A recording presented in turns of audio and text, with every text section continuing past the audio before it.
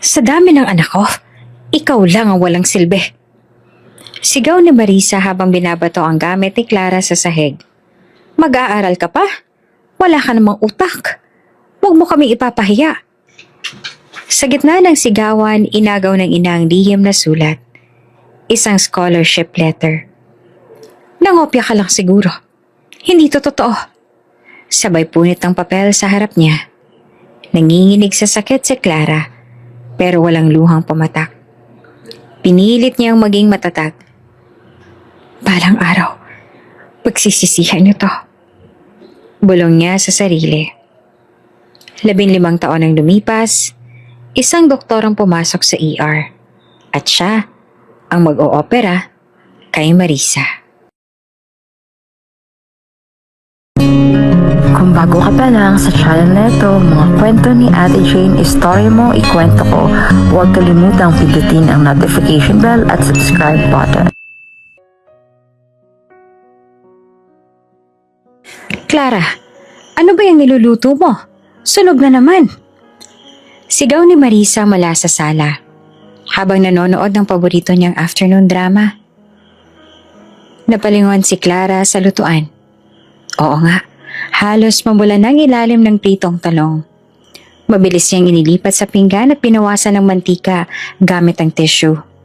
Pero huli na ang lahat.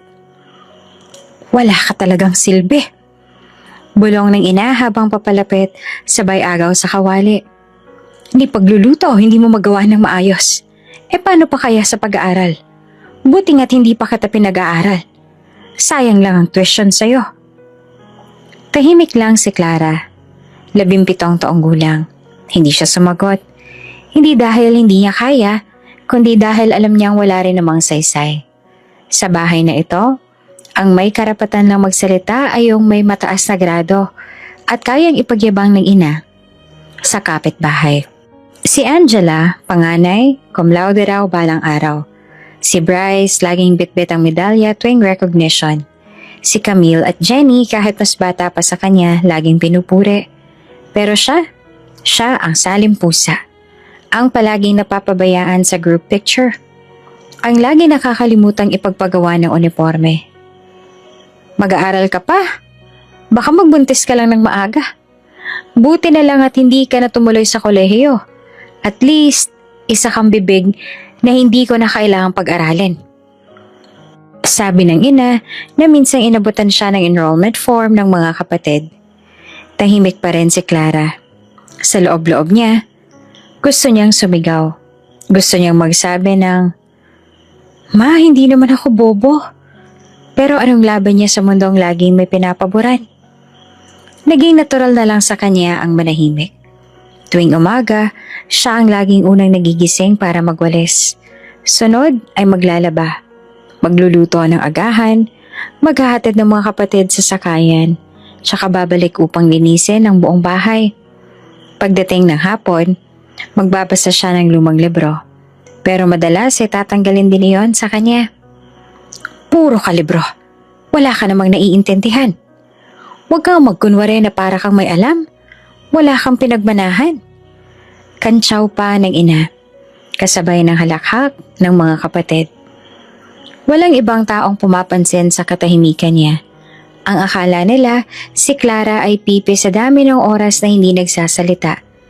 Pero kung marunong lang silang makinig, maririnig sana nila ang sigaw ng puso niya. Gusto ko lang naman maramdaman na may silbi ako. Minsan, sa gitna ng katahimikan ng bahay, maririnig niyang bumubulong ang isa sa kanyang mga kapatid. Pang-asawa lang yan si Clara. Yan yung tipo ng babaeng maagang mabubuntis. Sabay tawanan. Parang palamuti lang siya sa bahay. Lagi siyang kasama sa kwarto, sa hapag, sa sala, pero wala siyang kwento. Parang invisible. Wala siyang karapatang mangarap. Isang gabi, habang naghuhugas ng pinggan, narinig niya ang usapan ng ina at tiyahin sa sala. Yang si Clara, hindi ko na pag-aaralin. Abay, kung ano-anong kahihiyan pang aabutin ko kung mapapadpad yan sa kung saang dorm at mabuntis. Magkano ang tuition? 10,000? Aba sayang lang kung sa dulo ay papalpak lang din. Paano kung gusto niya talagang mag-aral? Tanong ng tiyahin niya. Tila naaawa. Nanginginig ang kamay ni Clara sa paghuhugas. Nabasag ang isang baso. Tumilapo ng bubog. Naputol ang daliri niya. Ano ba yan? Hindi ka na nga matalino. Tanga ka pa. Sigaw ng kanyang ina habang hinila siya palayo. Isa ka ngang abala sa buhay. Umiling si Clara. Tiningnan niya ang dugong dumaloy sa daliri niya. Sa isip niya, parang iyon ang simbolo ng kanyang pag-iral. Masakit, pero tahimik. Sa kwarto habang bitbit ang maliit niyang notebook na puno ng sulat kamay na kopya mula sa mga lumang librong napulot niya, sumulat siya ng isang tanong. Kung hindi ako matalino, hindi ba ako pwedeng mangarap? Walang sumagot. Sa dulo ng pahina, idinugtong niya. Kung wala na naniniwala sa akin, ako na lang muna. Kinabukasan, habang pinaghatiran niya ng almusal ang mga kapatid, dumaan siya sa gate. Doon nakita niya ang isang grupo ng estudyante na naka-uniforme. May hawak ng mga folder at sobre. May narinig siyang nagsabi. May bagong scholarship program daw, para sa mga walang kakayahang magbayad pero gustong mag-aral. Napalingon siya. Sa loob-loob niya, parang may sumiklab. Pero hindi pa ngayon. Hindi pa ito ang araw ng liham. Hindi pa ito ang simula ng revelasyon. Ngunit sa puso niya, may kaunting binhi na ang unti-unting tumubo. 6:00 ng umaga, bitbit ni Clara ang isang sobre habang palihim na ngumingiti sa sarili. Sa wakas, may patunay na siyang hindi siya bobo. Pumasa siya sa scholarship exam ng isang foundation para sa underprivileged youth na gustong makapagkolehiyo. Inilihim niya ito ng ilang linggo. Tinago ang application form sa loob ng lumang diksyonaryo na hindi binubuksan ng kahit sino pa sa bahay. Palihim din siyang nagpupunta sa guidance office para mag-follow up. Lahat ng iyon ay ginawa niya ng walang tulong. At walang pag-asa mula sa sariling pamilya. At ngayon, heto siya. May hawak na opisyal na liham na nagsasabing, Congratulations, Clara Ramirez! You have been accepted into Vicente de Luna Foundation Full Scholarship Program. Nilakasan niya ang loob. Kinabukasan ay nagpa-schedule siya ng permahan ng kontrata kasama ang guidance counselor na si Ma'am Teresita. Sa wakas, isang pintuan ng posibilidad ang nagbukas para sa kanya. Ngunit walang lihim na hindi nabubunyag. Kinabukasan, habang abala siya sa pagwawalis ng bakuran, napansin niyang tila may kakaiba sa ina. Suot nito ang magandang blouse na karaniwang inilalabas lang tuwing fiesta. May dalang shoulder bag, nakapulbos, nakalipstick. May lakad po kayo? Tanong niya habang pinupunasan ng pawis. Ngumisi si Marisa ng mapait. Oo, at may aayusin lang ako tungkol sa'yo. Baka mamaya ay lalo mo na kaming mapahiya. Bago pa makasagot si Clara, sumakay na ang ina sa tricycle. Naiwan siya sa harapan ng bahay. May kaba sa dibdib. Sa guidance office, kalmado si Ma'am Teresita habang inaayos ang mga papeles sa mesa. Kasalukuyan niyang hinahanda ang form para sa final endorsement ng scholarship kay Clara nang biglang bumukas ang pinto. Good morning po. Bati ng babae na may matilim na titig. Hello. Kayo po si? Ako si Marisa Ramirez, nanay ng batang yan, si Clara. Napakunot ang noon ni Ma'am Teresita. Opo, papipirmahin ko nga po sana kayo para sa endorsement. Yan ang gusto kong pag-usapan. Putol pa ni Marisa, sabay upo sa silya na parang inaakusahan ang buong mundo. Hindi po pwedeng bigyan ng scholarship ang anak kong yan.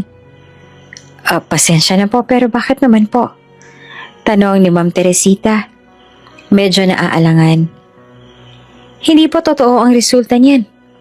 Simula pa ni Marisa habang hinuhubad ang shades. Sigurado akong nangopya lang yan. Hindi po siya matalino. Kaya nga hindi ko na pinagkolehiyo yan eh. Baka kung mapano pa siya roon. Halos hindi naman makapaniwala ang guidance counselor sa sinabi ng ina. Marami pong potential si Clara. Maganda po ang score niya. Siya po mismo ang nagsusumikap na mag-apply. Eksakto. Sabat muli ng ina. Kaya nga nagdududa ako. Puro bola lang yan. Kung sino-sinong pinagsusulatan ng liham. Baka nga nanghihingila ng awa. Wala sa kamalayan ni Marisa na nasa labas ng opisina, nakatayo si Clara. Kanina pa siyang naroon. Bit-bit ang envelope na may pirma ng foundation. Buong galak sana niyang ibibigay iyon sa guidance office. Pero natigilan siya nang marinig ang boses ng kanyang ina mula sa loob. Hindi niya alam kung lalapit ba siya o tatakbo pa palayo. Ma'am, maririnig niya muli ang boses niya. Kung papayagan niyo siyang mag-aral sa Maynila, baka lang mabuntis yan roon. Tapos, sino magpapakain? Kami rin. Alam niyo naman hindi lahat ng bata pinag-aaral. Natigilan si Ma'am Teresita. Pasensya na po pero hindi po kami sang-ayon dyan. Hindi porket mababa ang dating performance ng isang bata ay wala na siyang karapatang matuto. We believe Clara has potential. Ma'am, anak ko siya. Ako ang mas nakakakilala sa kanya. At sinasabi ko po sa inyo, magiging kahihiyan lang siya sa foundation ninyo. Sa labas, unti-unting nabasag ang puso ni Clara. Pakiramdam niya ay nanliliit siya sa bawat salitang sinasabi ng kanyang ina. Hindi niya akalaing kayang sirain siya ng ganon. Hindi sa loob ng bahay, kundi sa mismong lugar na nagbigay sa kanya ng kaunting pag-asa. Lumabas si Marisa ng opisina na may tila tagumpay sa mukha. Nakataas ang noo, parang nanalo sa isang laban. Hindi niya napansin ang anak niya sa gilid ng hallway. Nanilisik ang mga mata sa pigil na luha. Anak, Ania, nakipag-usap ako sa guidance. Huwag mo nang ituloy ang ilusyon mong yan. Sayang lang ang oras nila sa'yo. Hindi na sumagot si Clara. Ibinulsa niya ang liham at tahimik na lumakad palayo. Sa lumang bleacher sa likod ng eskwelahan, naupo siya habang pinagmamasa ng langit. Binuksan niyang muli ang liham. Congratulations, Clara. Pero ngayon, tila wala namang saysayang salita. Akala ko, sapat na yung maniwala ako sa sarili ko.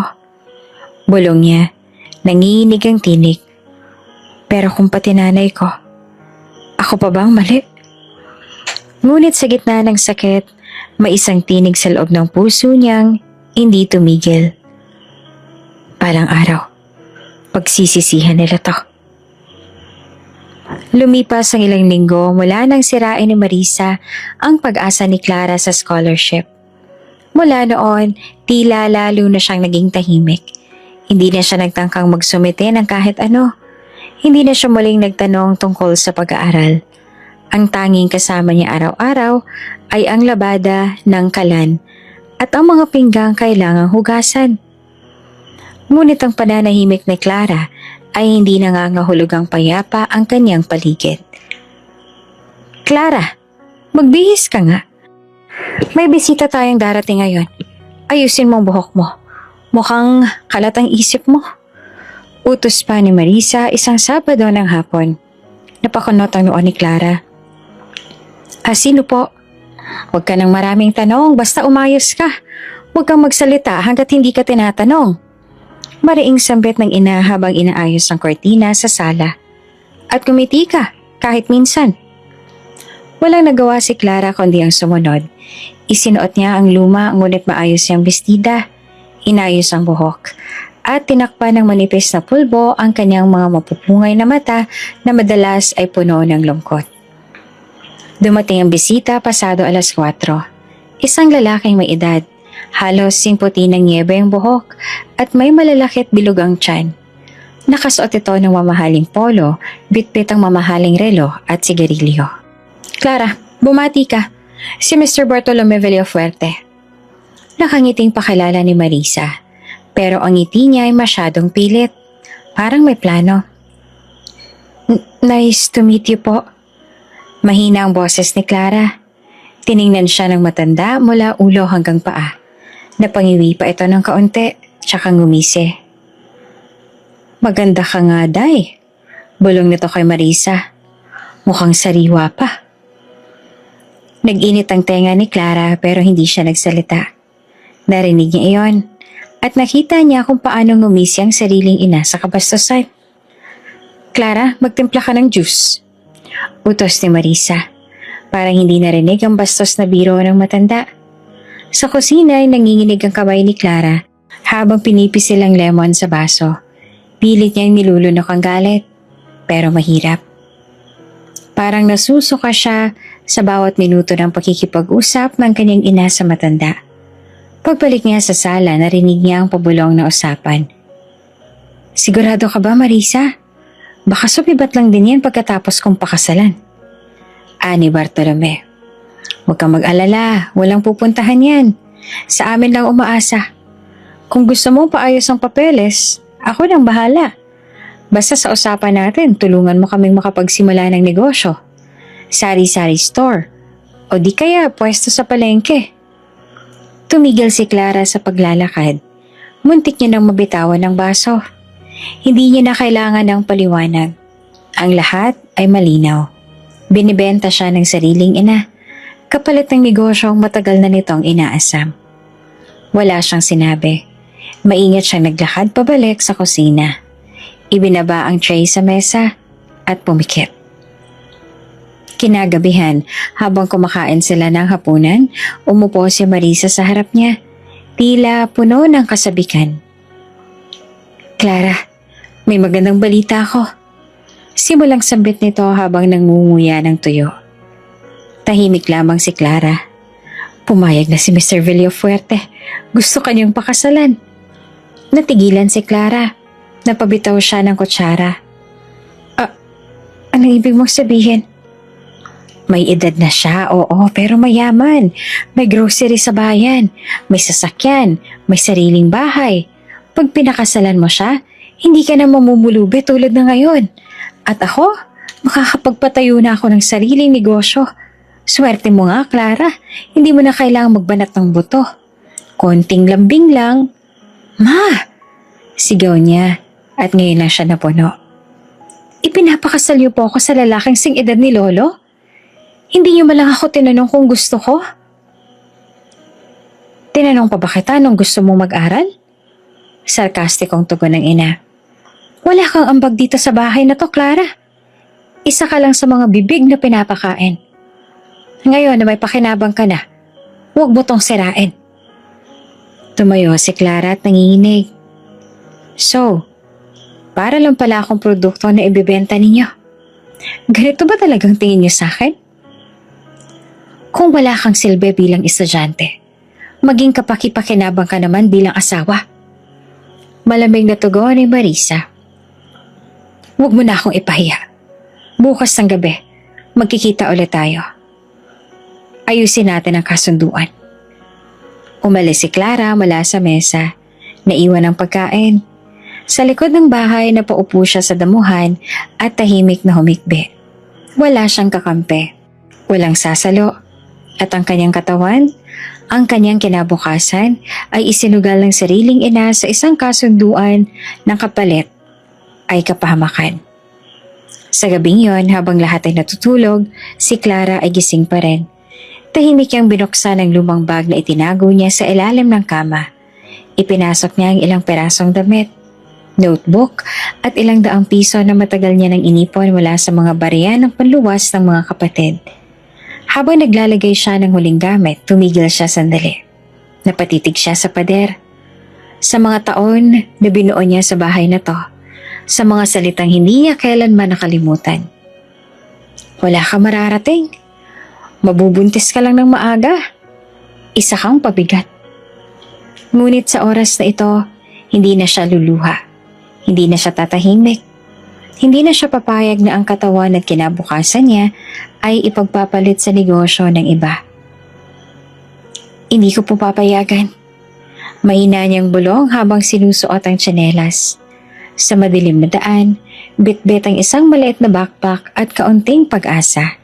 Tuluyan na siyang umalis. Hindi niya alam kung saan siya pupunta. Pero ang alam niya, hindi na siya babalik sa bahay na iyon para ibenta ang sarili niyang dangal. Madilim na ang paligid. Tahimik ang buong bahay, maliban sa mahinang ugong ng ventilador sa kwarto ng kanyang ina. Dala ang lumang backpack na puno ng ilang gamit, isang bote ng tubig at ilang daang pisong inipon mula sa baon ng mga kapatid, marahan ng bawat takbang ni Clara habang bumababa ng hagdan. Hindi siya sigurado kung anong naghihintay sa kanya sa labas, pero ang isang bagay ay malinaw. Hindi siya magpapakasal sa matandang hindi niya kilala. Hindi siya magiging alipin ng kasunduan ng kanyang ina. Hindi siya magiging produkto kapalit ng tindahan. Pagdating sa kalsada, tinapik niya ang kanyang dibdib. Nandoon pa rin ang kaba, parang sasabog. Ngunit may halo na rin itong tapang. Sa murang edad na 17, nagpa siya na siyang piliin ang sarili. Kahit pa ang kapalit nito ay pagputol sa ugnayan ng pamilya. Maya-maya'y dumaan ang bus papuntang Maynila. Kumaway siya at sumakay. Ang bayad ay sapat lang. Umupo siya sa likuran at tinapat sa bintana ang mukha upang itago ang luha na pilit niyang pinipigilan. Kahit saan, basta hindi na doon. Mainit ang hangin sa Maynila. Maingay, mausok, masikip. Hindi siya sanay sa ganitong paligid, pero hindi siya pwedeng umurong. Hawak niya isang luma at medyo kupas na papel na naglalaman ng address. Doon nakasulat ang pangalan ng dating kasambahay nila. Aling Presi, Kanto ng Rizal at Makiling, Sampaloc, Manila. Matagal niyang inikot ang mga kalsadang puno ng jeep, pedicab at paninda. Minsan ay napapaupo siya sa bangketa para magpahinga. Pero hindi siya sumuko. Ilang tanong sa mga tendera, ilang maling liko, at ilang pawis pa na lumalabas sa kanyang noo bago niya natagpuan ang isang maliit na karinderya na may karatolang hand-painted. Karinderya ni Presi, lutong bahay. Bumilis ang tibok ng puso ni Clara. Lumapit siya sa bukana at sumilip. May amoy mantika at ginisang bawang. May matandang babae na katalikod. Abalang nagluluto, habang may isa pang helper na nagbabalot ng ulam sa tabi. Oh, excuse me po. Mahinang tawag niya. Lumingon ang matandang babae. Pagkakita pa lang sa kanya, agad itong napatitig. Clara? Bulalas ang matanda. Anak ng Diyos! Clara, ikaw ba yan? Naluha si Clara tumango. Ako po ito, Aling Presi. Mabilis siyang niyakap ng matanda. Kahit pawisan ang kamay. Anong nangyari sa'yo, anak? Ang payat-payat mo at parang galing ka sa isang delubyo. Tumakas po ako. Umiiyak na sagot ni Clara. Wala na po ako mapuntahan. Kayo lang po ang naalala ko. Sa loob ng maliit na karinderya, pinaupo siya ni Aling Presi. Pinainom ng malamig na tubig, binigyan ng lugaw at pinahinga.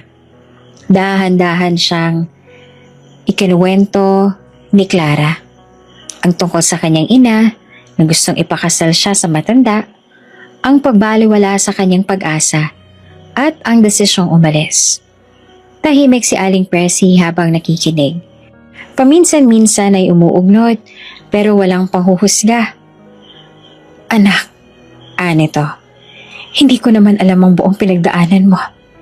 Pero malaki ang tapang ng loob mong lumaban. Dito ka muna. Hindi ako mayaman, pero may kunting espasyo ako dito sa likod ng karinderya. May kutsyon doon. At kung gusto mong tumulong, may trabaho kang aabutan bukas ng umaga. Talaga po, Aling Presi? Namilog ang mata ni Clara. Makakatira na po ako rito. Oo naman, Clara. Walang tanungan, basta magpakatino ka lang ha. Nasa Maynila ka na, mahirap dito. Pero mas masarap mamuhay ng malaya kesa sa ginagapos. Tumulo ang luha ni Clara. Mula sa paninira, pang-aalipusta at pagbenta sa kanyang dignidad, heto siya ngayon, may isang taong sa wakas naniwala. Kinabukasan, maaga siyang ginising ni Aling Presi. Clara, start tayo ng 6:00. Ihahanda natin yung adobo, tapos ikaw sa kalinisan. Mabilis na tumayo si Clara.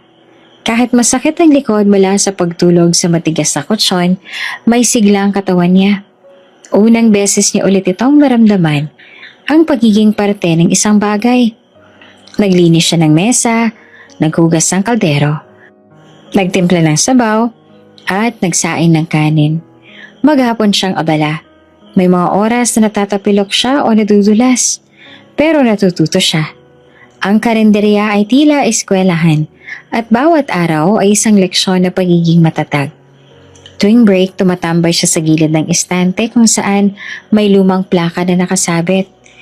Minsan ay pinagmamasdan niya ang mga estudyanteng dumaraan. Naka-uniforme, may bag, may dalang libro. Hindi niya maiwasang humawak sa kanyang puso sapagkat naroon pa rin ang kanyang pangarap. Gusto pa rin niyang maging doktor. Gusto niyang makapag-aral. Pero alam niyang hindi pa ito ang oras. Ang unang hakbang ay mabuhay. At sa ngayon, ang karinderya ni Aling Presi ang nagsilbing lifeline niya. Sa dulo ng araw, habang naghuhugas siya ng huling batch ng pinggan, lumapit si Aling Presi. Clara, salamat at tinulungan mo ako. Matagal na ako nahihirapang mag-isa rito. Salamat din po, Aling Presi. Kayo po ang unang tumanggap sa akin ng buo. Hinawakan niyo ito sa balikat. Alam mo anak, minsan, hindi mo kailangan ng pamilya sa dugo. Minsan ang pamilya mo, yung mga taong pipiliin kang yakapin kahit hindi ka nila obligasyon. Tumango si Clara. Sa araw na ito, hindi man niya naaabot ang kanyang pangarap. Isang bagay ang naaabot niya, ang karapatang pumili ng direksyon ng sariling buhay. At iyan pa lang, isang malaking tagumpay na. Mabilis ang takbo ng panahon sa karinderya ni Aling Presi. Araw-araw ay tila paulit-ulit. Gising bago mag-alas 5 ng umaga, tadtad ng gulay, hugas ng kaldero, abot ng ulam, linis ng sahig, takbo rito doon. Sa bawat araw halos walang pahinga. Pero sa likod ng bawat tagaktak na pawis ni Clara, may lihim siyang hinuhubog. Isang pangarap na hindi pa rin niya sinusuko. Tuwing gabi pagkatapos magligpit at maghugas, tahimik siyang umuupo sa likod ng karinderya. Bitbit ang isang lumang kwaderno at ballpen na bigay pa ni Aling Presi. Binubuklat niya ang mga pahina kung saan sinusulat niya ang mga alam niya sa anatomy, biology at mga terms na nakikita niya sa mga lumang health posters na nakadikit sa botika malapit sa palengke. Hindi pa tapos. Bulong niya sa sarili. Hindi pa ako tapos. Isang gabi matapos makakain at magpahinga, lumapit sa kanya si Aling Presi. Clara, naaalala mo yung sinabi mong gusto mong mag-aral ulit? Tanong ng matanda. Opo, sagot niya at agad tumibok ng mabilis ang puso niya. Kausap ko kanina si Aling Letty, yung may-ari ng suking butika. May pamangkin siyang nagtuturo sa night school malapit dito. Baka gusto mong subukan. Libre daw ang assessment. Kung gusto mo ha, sasamahan kita bukas. Saglit na natigilan si Clara. Parang biglang bumukas ang pinto ng langit. Gusto ko po, Aling Presi. Gusto ko pong subukan. Kinabukasan, pagkatapos ng duty niya sa karinderya, nagtungo sila ni Aling Presi sa isang maliit na eskwelahang ang pangalan ay Gabriela Silang Night Learning Center. Doon sinalubong sila ng isang matandang principal na mabait naman at maunawain. Marami na kami working students dito, ani Ma'am Reyes. Hindi ito fancy. Walang aircon, pero kung may puso ka matuto, welcome ka rito. Sumailalim si Clara sa diagnostic test para sa placement. Simpleng tanong sa English, Math, at General Knowledge. Mga tanong na hindi niya inaaral ng halos 2 taon. Kinabahan siya. Pinagpawisan. Hindi niya alam kung tama ang mga sagot niya. Pero hindi niya iniwan ang papel na blanco. Pagkalipas ng ilang araw, bumalik sila. Tinawag siya ng guro. Miss Clara, pasado ka. Pwede kang pumasok sa level 11. Gabi ang klase. Pwede kang magsimula ka agad. Napatigil si Clara. Hindi niya alam kung iiyak ba siya o ngingiti. Sa sobrang saya, napayakap siya kay Aling Presi. Isang bagong simula. Simula noon naging opisyal na siyang working student. Mula umaga hanggang hapon, nagtatrabaho sa karinderya. Sa gabi naman, suot ang borrowed blouse at faded jeans, pumapasok siya sa night school. Sa classroom, nakaupo siya sa pinakalikod. Tahimik, mabait. Laging may baong pandesal at ballpen. Ngunit hindi naging madali ang lahat. Sa unang buwan pa lang, bumagsak siya sa math exam. Hindi niya makuha ang konsepto ng integers. Nahirapan din siya sa English grammar. Nahilo siya sa chemistry at biology. Isang gabi habang hawak ang test paper na puro pulang marka, napayuko siya sa lamesa. Daba niyang bumalik ang mga salita ng ina sa isip niya. Wala kang utak. Bobo ka. Baka mabuntis ka lang din. Napaluha siya. Sa isip niya, baka nga totoo. Baka nga hanggang dito na lang siya. Ngunit sa mismong sandaling yon, narinig niya ang tinig ng kanyang guro. Miss Clara, don't be discouraged. Grades don't define your worth. What matters is you came back to school. Napatingin siya sa guro, si Ma'am Teresa. Nakangiti ito, buong puso. Minsan hindi mo kailangang mabilis. Kailangan mo lang ng tiyaga.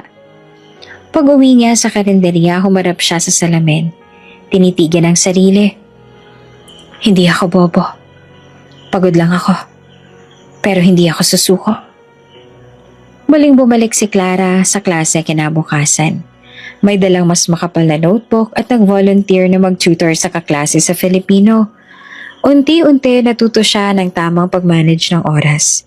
Natuto siyang matulog ng maaga, gumising ng mas maaga, at mag-aral habang nagluluto ng ulam. Minsan naglalagay siya ng flashcard sa harap ng kalan para sabayan ang pagmememorya habang nagpiprito. Si Aling Presi proud na proud sa kanya. Hay nako, kung nakita ka lang sana ng nanay mo ngayon, hindi kanya tatawaging bobo. Hindi na po mahalaga, sagot ni Clara. Ang importante, alam ko na po kung anong kaya kong gawin. Sa gitna ng taon, dumating ang isang pagkakataon. May dumalaw sa kanilang paaralan. Isang kinatawan mula sa isang local foundation na nagbigay ng nursing scholarships para sa mga night school graduates. Kailangan ng letter of intent, character recommendation, at kahit isang taong experience bilang caregiver o sa food service. Paliwanag ng kinatawan. Nag-apply si Clara. Buong puso. Pinasok niya sa sulat ang buong kwento niya. Mula sa pagkabata, pagtakas, karinderya, at pangarap na maging doktor balang araw. Hindi niya inasahan ang resulta. Pagkalipas ng isang buwan, dumating ang liham. Congratulations! You have been selected as one of the scholars for San Martin Nursing Scholarship Program. Halos mabitawan niya ang papel. Tumulo ang luha niya. Ngunit hindi dahil sa sakit, kundi sa saya. Agad siyang yumakap kay Aling Presi. Ito na po ang unang hakbang. Hindi na po ako doktor, pero magiging nurse po ako. Ngumiti ang matanda. Anak, kaya mo yan. At kahit gaano ka pa kabagal, basta may puso kang hindi sumusuko, darating ka rin sa dulo. At sa gabing yon, sa ilalim ng isang lumang fluorescent light, habang tahimik siya nagbabasa ng anatomy book, ramdam ni Clara ang kakaibang liwanag. Hindi ito galing sa ilaw. Galing ito sa paniniwala niya sa sarili. Sa wakas, nagsimula ng paglalakad niya patungo sa pangarap. Excuse me? Ikaw ba si Clara Ramirez? Napalingon si Clara mula sa kanyang upuan sa library. Nang paaralang pinapasukan niya para sa nursing. Nasa break siya noon at kagat-kagat ang ballpen habang sinusubukang intindihin ang isang makapal na module tungkol sa human physiology. Nakita niya ang isang binatang may suot na malabong salamin. Bitbit ang isang backpack na halos punitin ng mga libro sa loob. Ako po, sagot niya na naguguluhan. Ako pala si Marco. Kaklase mo sa Bio 201? Sabi ng prof natin, ikaw raw ang isa sa consistent sa quizzes. Pwede bang makijoin sa review group mo? Hirap na kasi ako sa part na to eh. Sabay abot ng papel na puno ng marakang pula. Napangiti si Clara. Kahit bahagya lang. Ay, wala naman po akong group pero pwede po tayong mag-review kung gusto mo. Talaga?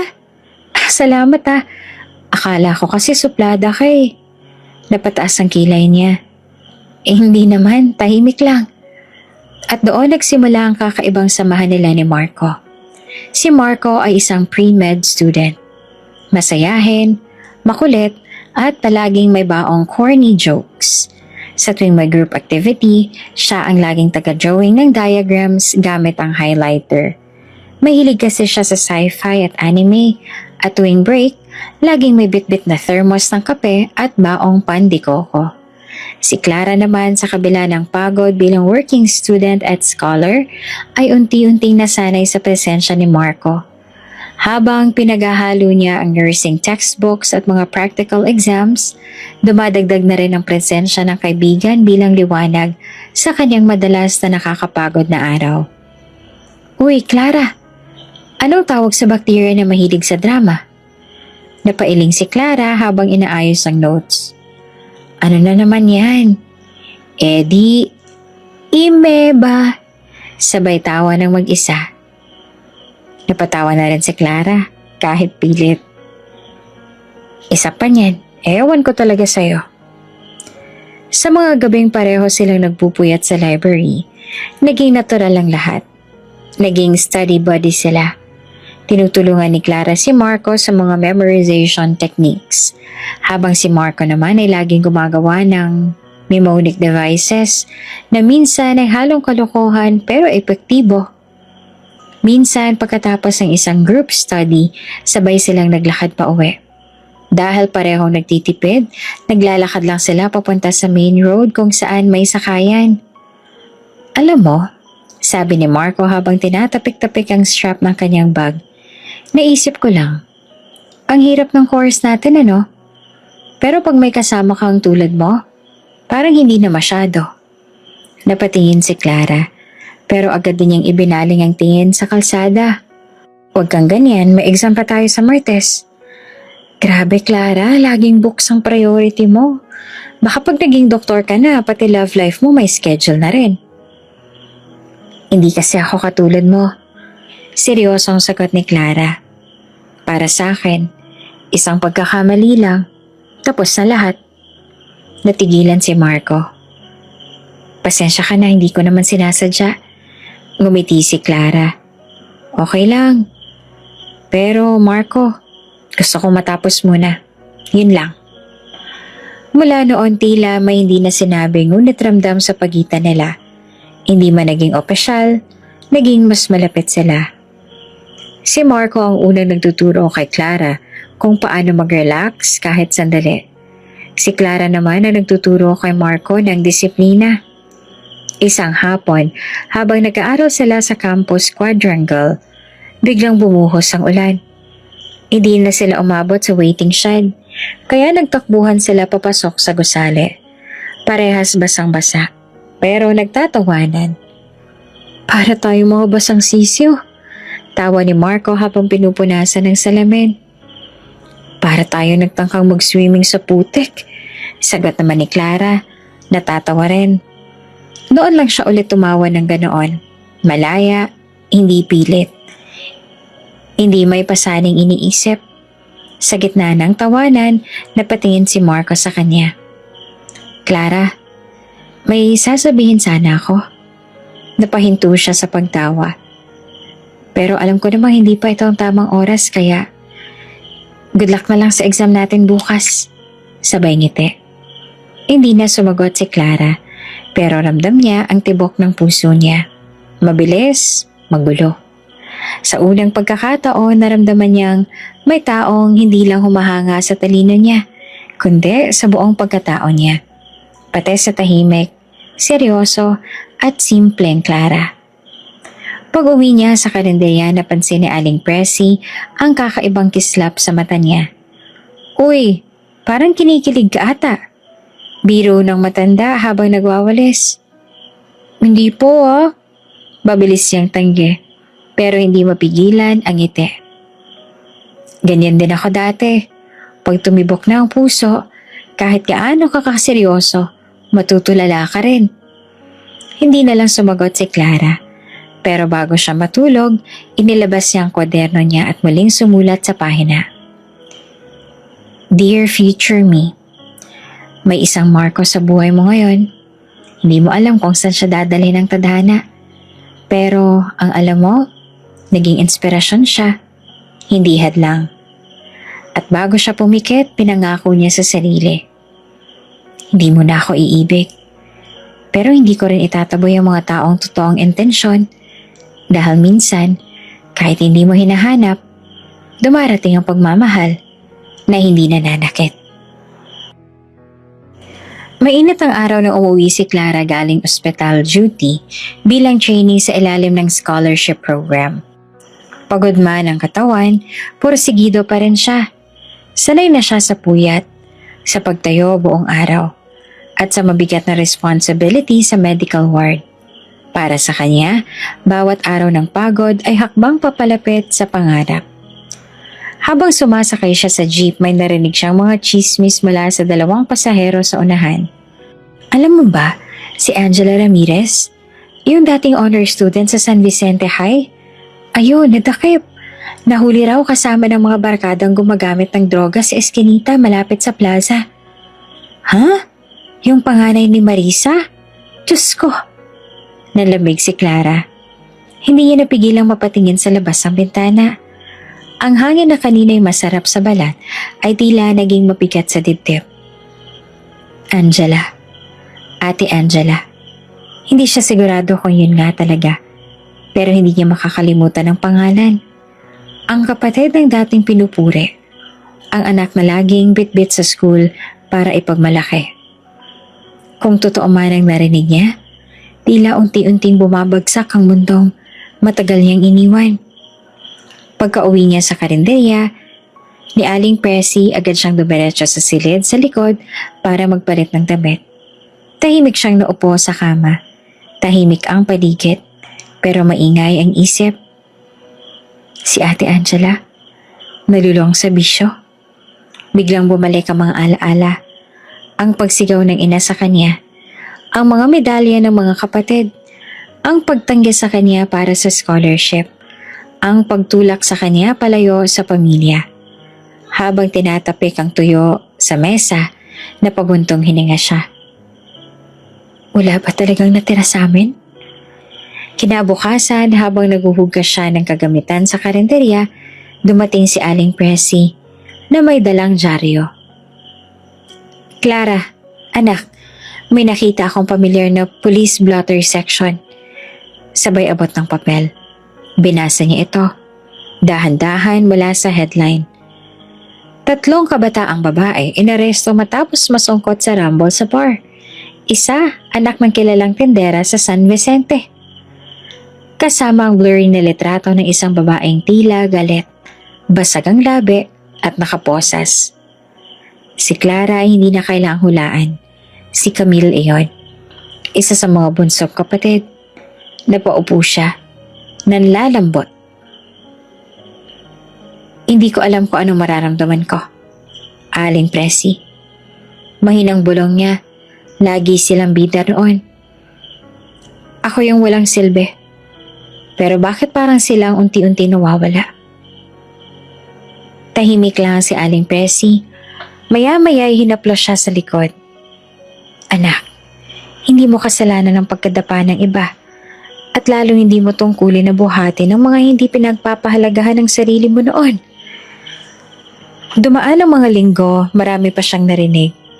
Minsan ay sabi-sabi lang. Minsan kumpirmado mula sa mga suking dumaraan sa karinderya.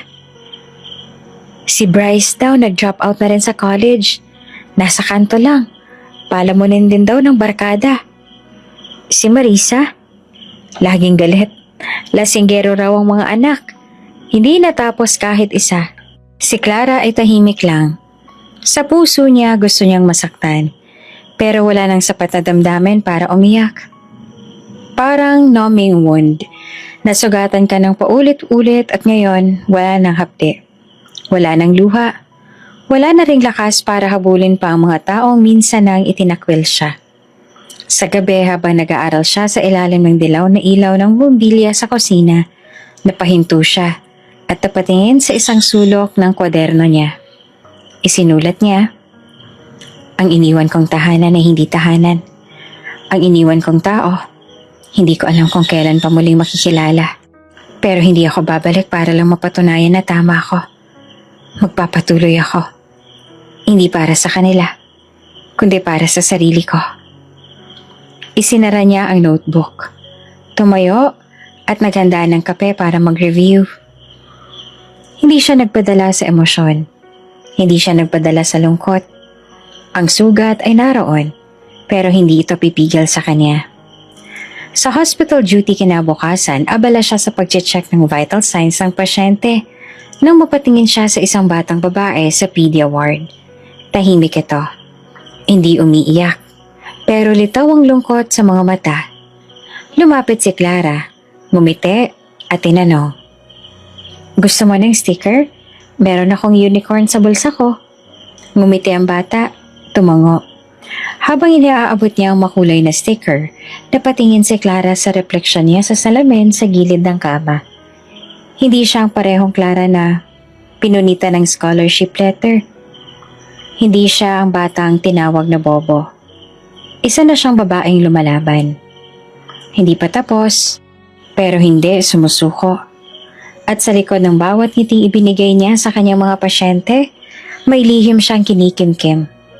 Isang sugat ng kahapon na hindi na kailangang ipakita. Hindi dahil nagmamataas siya, kundi dahil natuto na siyang ipagpatuloy ang buhay kahit walang nagsabi sa kanyang kaya niya. Clara Ramirez, graduating with distinction. Palakpakan. Ilang luhang patak. Ngunit wala sa audience ang pamilya niya. Wala ring placard. Wala ring bulaklak na bitbit ng ina, ama o ng kapatid. Pero hindi iyon ang mahalaga kay Clara. Sa araw na ito, suot niya ang puting uniforme at hawak ang kanyang diploma sa kursong Bachelor of Science in Nursing. Isa siya sa mga top students ng batch. Isang bagay na hindi man pinangarap ng ibang tao para sa kanya ay buong pusong pinaghirapan niyang abutin.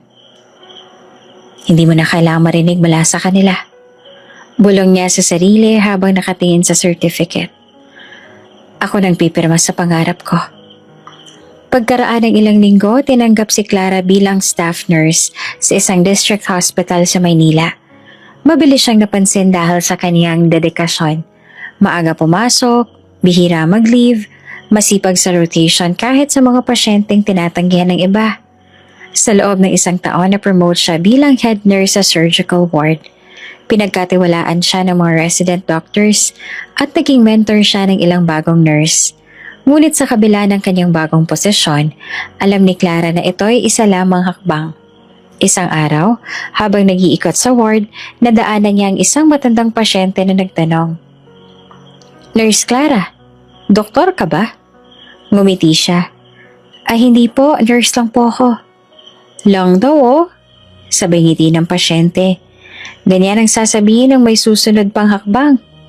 Sa gabing yon, habang tinatapik ang kape sa pantry ng ospital, matagal siyang nakatingin sa listahan ng mga medical schools sa tapat ng bulletin board.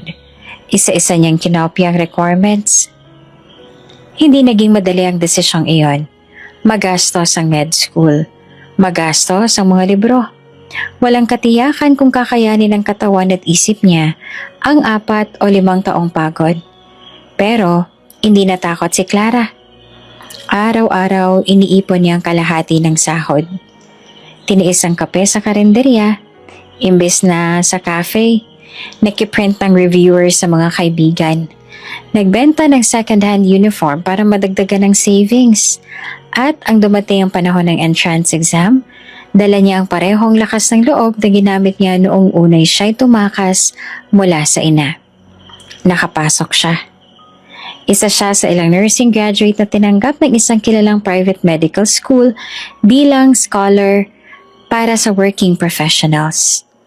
Sa unang araw ng klase, muling suot ni Clara ang pamilyar na simpleng blouse at lumang backpack. Sa paligid niya ay mga anak ng doktor, apo ng may-ari ng ospital, at mga estudyanteng pinagmamalaki ng kanilang pamilya. Siya lang ang walang sundo. Siya lang ang walang allowance. Pero siya rin ang may pinakamatibay na dahilan para magtagumpay. Groupings for anatomy dissection, sabi ng professor. Agad na naghanap pa ng grupo ang mga estudyante. Si Clara, gaya ng dati, naiwan sa dulo. Sorry, puno na kami. Uy, ikaw na lang siguro mag-solo, kaya mo na yan eh. Nakangiti siyang tumango. Kahit may kurot sa dibdib, sa medical school hindi lang utak ang kalaban. Minsan, tingin din ng tao sa estado ng buhay. Ngunit hindi siya nagpatalo. Kung kailangang mag-aral hanggang hating gabi, gagawin niya. Kung kailangang magbasa ng 5 libro para sa isang exam, babasahin niya. Kung kailangang mag-commute at mag-duty sa ospital habang may exam, kinabukasan, kakayanin niya. May mga panahong umiiyak siya sa banyo ng library. Hindi dahil sa mahina siya, kundi dahil hindi sapat ang isang katawan para sa dami ng hinihingi ng mundo. Pero bawat luha ay kasabay ng bulong sa sarili. Kaunti na lang, Clara. Kaunti na lang. Pagkaraan ng 3 taon, natapos siya ng medical school. Mahina sa una, laging pagod, pero hindi siya bumagsak kahit kailan. At sa kanyang huling taon bilang intern, pinili siyang maging team leader ng buong batch. Hindi ka lang nurse ngayon, Clara, sabi ng isa sa mga doktor. Ikaw na ay magiging isa ng ganap na manggagamot.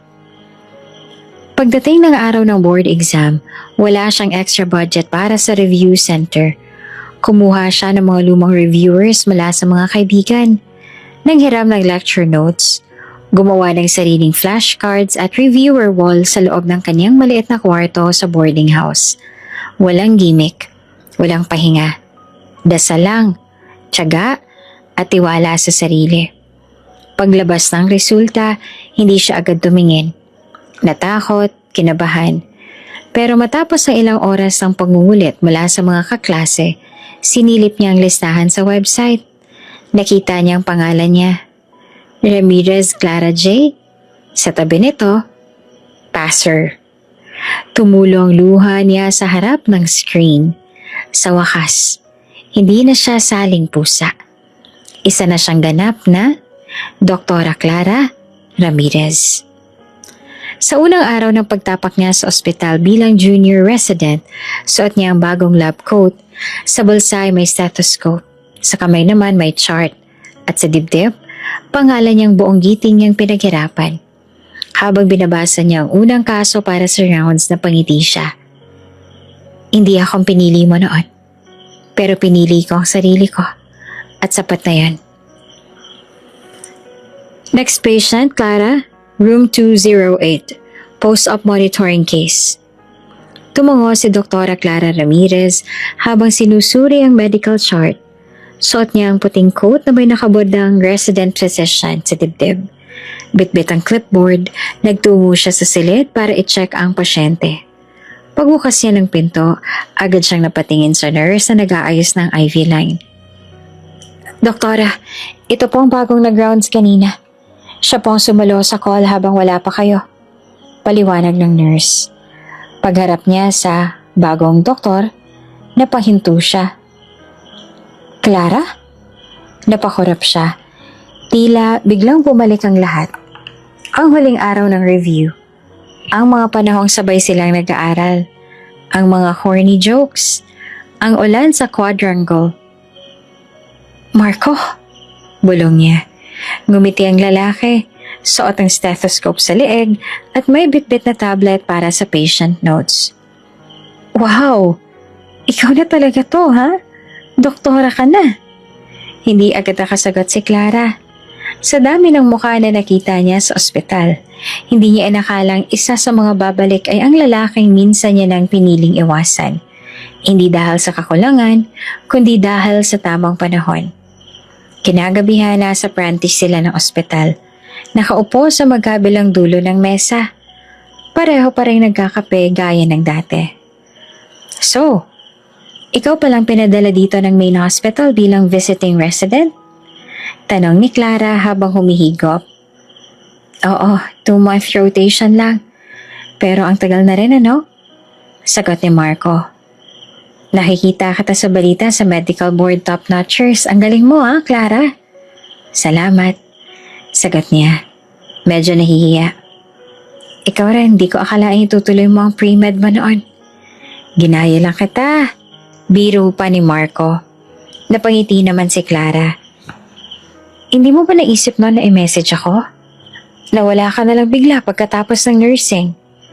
Nagkibit-balikat si Marco. Akala ko kasi ayaw mo na eh. I mean, sinabi mo rin naman dati na uunahin mo munang pangarap mo.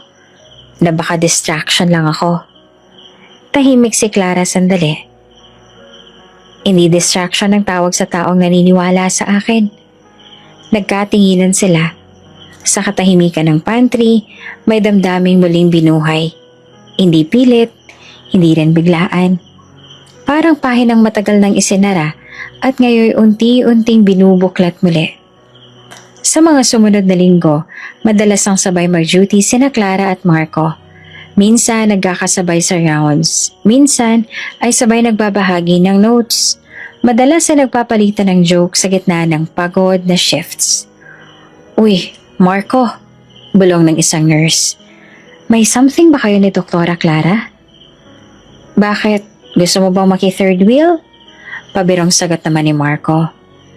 Hindi nakaligtas sa ospital ang chemistry nilang dalawa, pero hindi ito lantaran. Tahimik lang, maalalahanin. Hindi na parang dati na may kabado at distansya. Ngayon, buo na si Clara. At si Marco hindi na rin ang dating alalay lang. Isa na rin siyang doktor na may sariling pangarap. Isang gabing sabay silang nag-duty sa ER. May dumating na critical patient. Sinalubong sila ng dugo, sigawan at tensyon. Magkabilang kamay silang gumalaw sa emergency table. Parang sayaw na sanay na sanay. Isang tingin lang, alam na nila ang galaw ng isa't isa. Pagkatapos ng matagumpay na resuscitation, habang nakaupo sa labas ng ER, pawis na pawis at parehong pagod, natawa si Marco. Grabe, parang word exam. Part 2. Hindi na ako magugulat kung may lumindol sa stress. Sagot pa ni Clara. Pero ang sarap sa pakiramdam bulong ni Marco. Na sa dami-dami ng pinagdaanan natin, umabot tayo rito. At nandito tayo, magkasama. Tahimik si Clara at hindi agad sumagot. Tumingin siya sa langit. Madilim, walang bituin, pero malamig ang tinig. Malamig ang hangin. Marco? Kung magkaiba ang version natin noon, ito na siguro ang tamang version. Anong version? Tanong niya. Yung ikaw at ako. Pero hindi para makompleto ang isa't isa, kundi para samahan ng isa't isa habang kompleto na kami. Nagtagpo ang tingin nila. At sa dulo ng shift na yon, wala mang halik o yakap. Sapat ang pag-uunawaan ng kanilang mga mata para sabihin may espesyal sa pagitan nila. Hindi ito basta pagbabalik. Isa itong panibagong simula. Sa susunod na linggo habang magkasamang nagko-coffee break, inabot ni Marco ang isang maliit na kahon. Ano to? Tanong ni Clara. Stethoscope, charm. Pinalaser engrave ko. Ramirez MD. Para sa white coat mo yan. Nakangiting sabi ni Marco. Napangiti naman si Clara sa maliit na charm. Kumikinang sa ilaw. Napakaliit pero napakahalaga. Salamat. Bulong niya. Ngayon ko lang naranasang may nagbigay sa akin ng kahit ano para lang ipaalala na proud sila sa akin. Hinawakan ni Marco ang kamay niya. At ngayon pa lang ulit ako nakaramdam Nasapat na ako para sa isang taong matagal kong hinangaan. Hindi nila kailangang madaliin ang label, pero malinaw. Ang dating study buddy na iniwan niya noon para sa pangarap ay siya ring naging kaagapay niya ngayon. Ito'y kanyang natupad. Sa unang pagkakataon, si Clara ay hindi na lang naglalakad mag-isa. May kasabay na siya. At hindi ito hadlang sa pangarap, kundi katuwang sa mga susunod pang laban ng buhay. Tahimik ang ospital ang pumasok si Dr. Clara Ramirez sa kanyang opisina. Isang linggo na ang lumipas simula nang bumalik siya bilang consultant surgeon sa maliit na provincial hospital sa Kanayunan. Sa kabila ng kulang na kagamitan at limitadong resources, mas pinili niyang magsilbi rito. Malapit sa puso niya ang mga pasyenteng hirap sa buhay. Dahil minsan, isa siya sa kanila. Habang nagkakape at nagre-review ng charts, may kumatok sa pinto. Doktora Clara, sabi ng head nurse, humihingal. May emergency referral daw po mula sa Barangay Dolores Health Center. Babaeng isinugo dahil sa matinding pananakit ng tiyan. Tumango si Clara. Naka-forward na ba ang chart? Opo, pinasa na po sa nurse station. Iniwan niya ang kape at agad na nagtungo sa station. Kinuha niya ang folder at binuklat ang case information. Pero sa unang tingin pa lang, parang biglang huminto ang mundo niya. Patient name, Marisa G. Ramirez. Age 56. Chief complaint, severe lower abdominal pain. Initial findings, suspected colonic mass. For urgent surgical assessment. Nalaki ang mga mata ni Clara. Parang may biglang bumara sa kanyang lalamunan. Kumakabog ang dibdib. Nanginginig ang mga daliri habang hawak ang chart. Hindi. Hindi maaari. Pero habang tinititigan niya ang pangalan, edad at lugar ng referral, San Vicente, isa lang ang malinaw. Siya nga, ang kanyang ina. Tahimik siyang naupo sa silya. Sandali niyang ipinatong ang chart sa lamesa at pilit pinipigilan ang mabilis na paghinga. Matagal niya nang inihiwalay ang sarili sa nakaraan. Sa loob ng maraming taon, tinanggap niya na hindi na siya babalik, na hindi na siya haharap pa sa babaeng tumuligsa sa kanya. Tumanggi sa kanyang pangarap. Tinawag siyang bobo.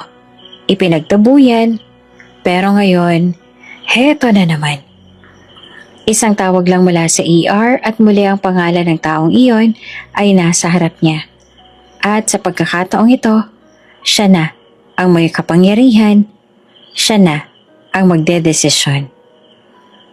At sa kabila ng lahat, hindi niya magawang iwasan ito.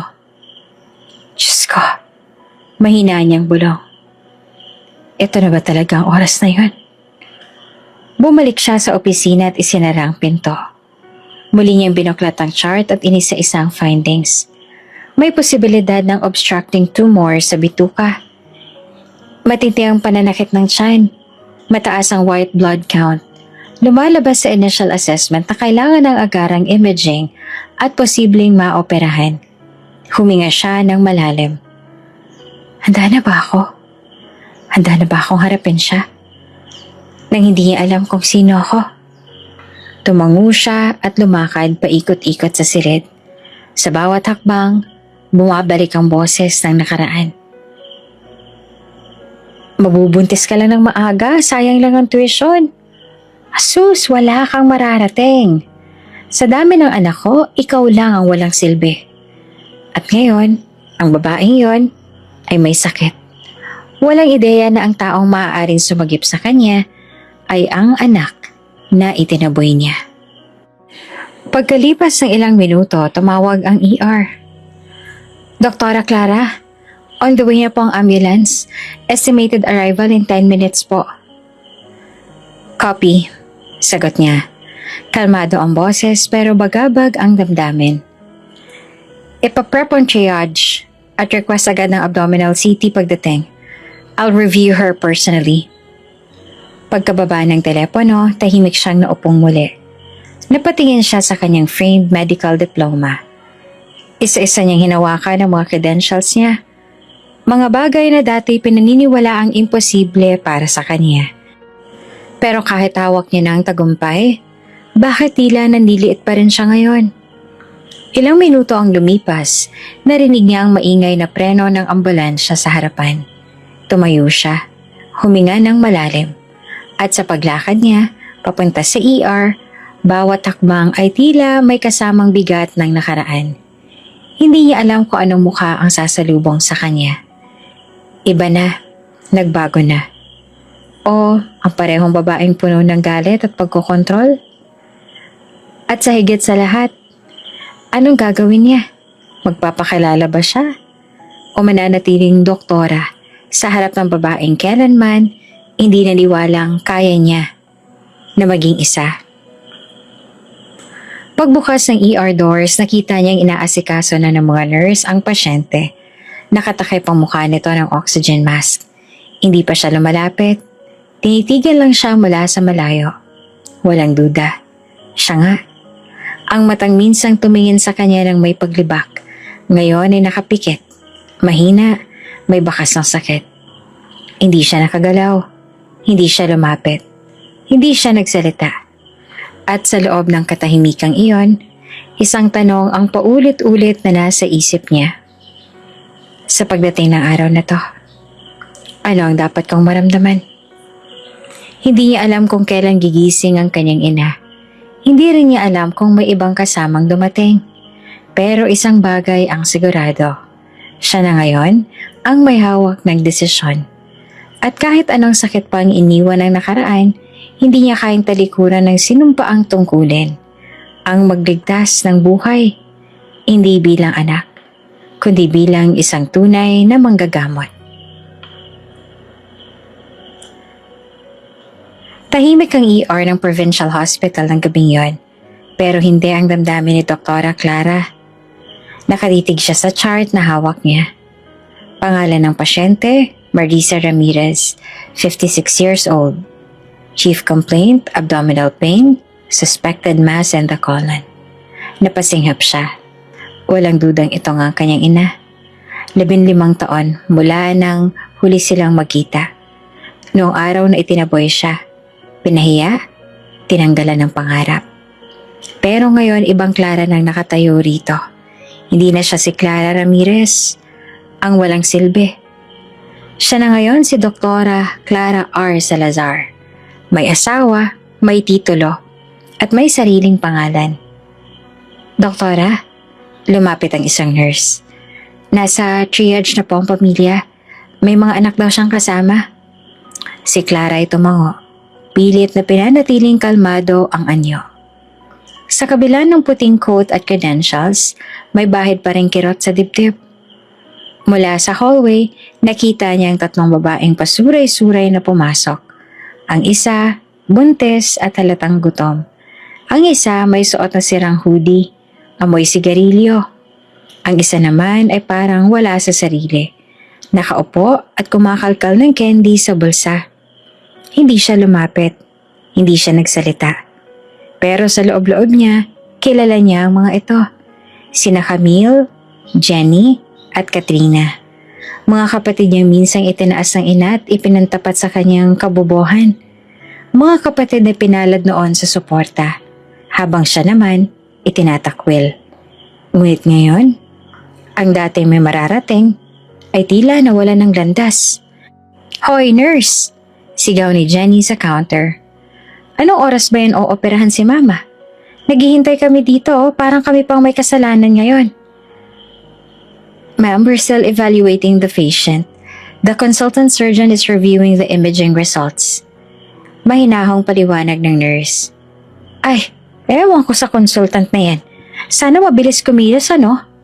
Reklamo pa ni Camille habang umuupo sa upuan.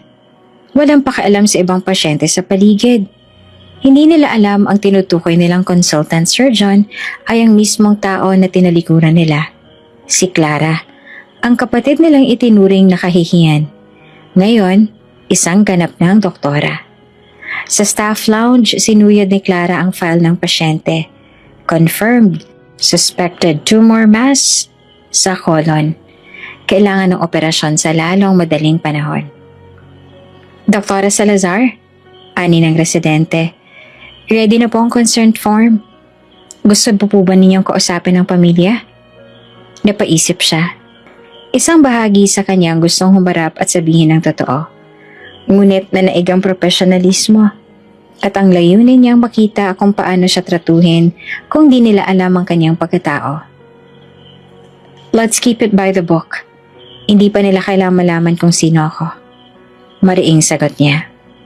Sa labas ng consultation room, muling nagbubungangaan ang magkakapatid. Hindi ko nga alam kung may pambabayad pa ba tayo rito.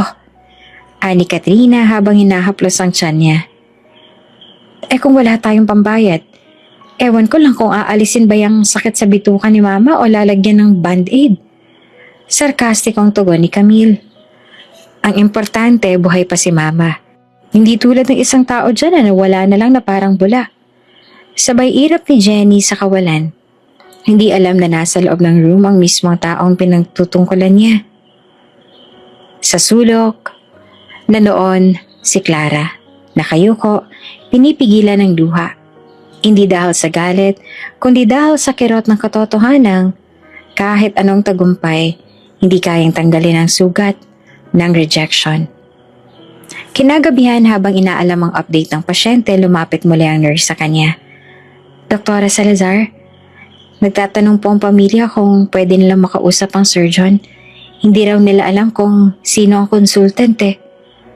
Sabihin niyo darating ang consultant bukas sa rounds. Ayoko mapalapit muna ngayon. Sige po, doktora. Lumayo ang nurse. Sa isang iglap, lumingon si Clara sa salamin. Tinitigan niya ang sarili. Puting coat, ID na nakasabit. Dr. Clara R. Salazar, General Surgeon. Walang bakas ng Clara Ramirez sa pangalan niya. At hindi na siya babalik sa pangalan ng babaeng inapi. Pinili niya na ang bago buhay na walang pagkakakilanlan sa sakit ng kahapon.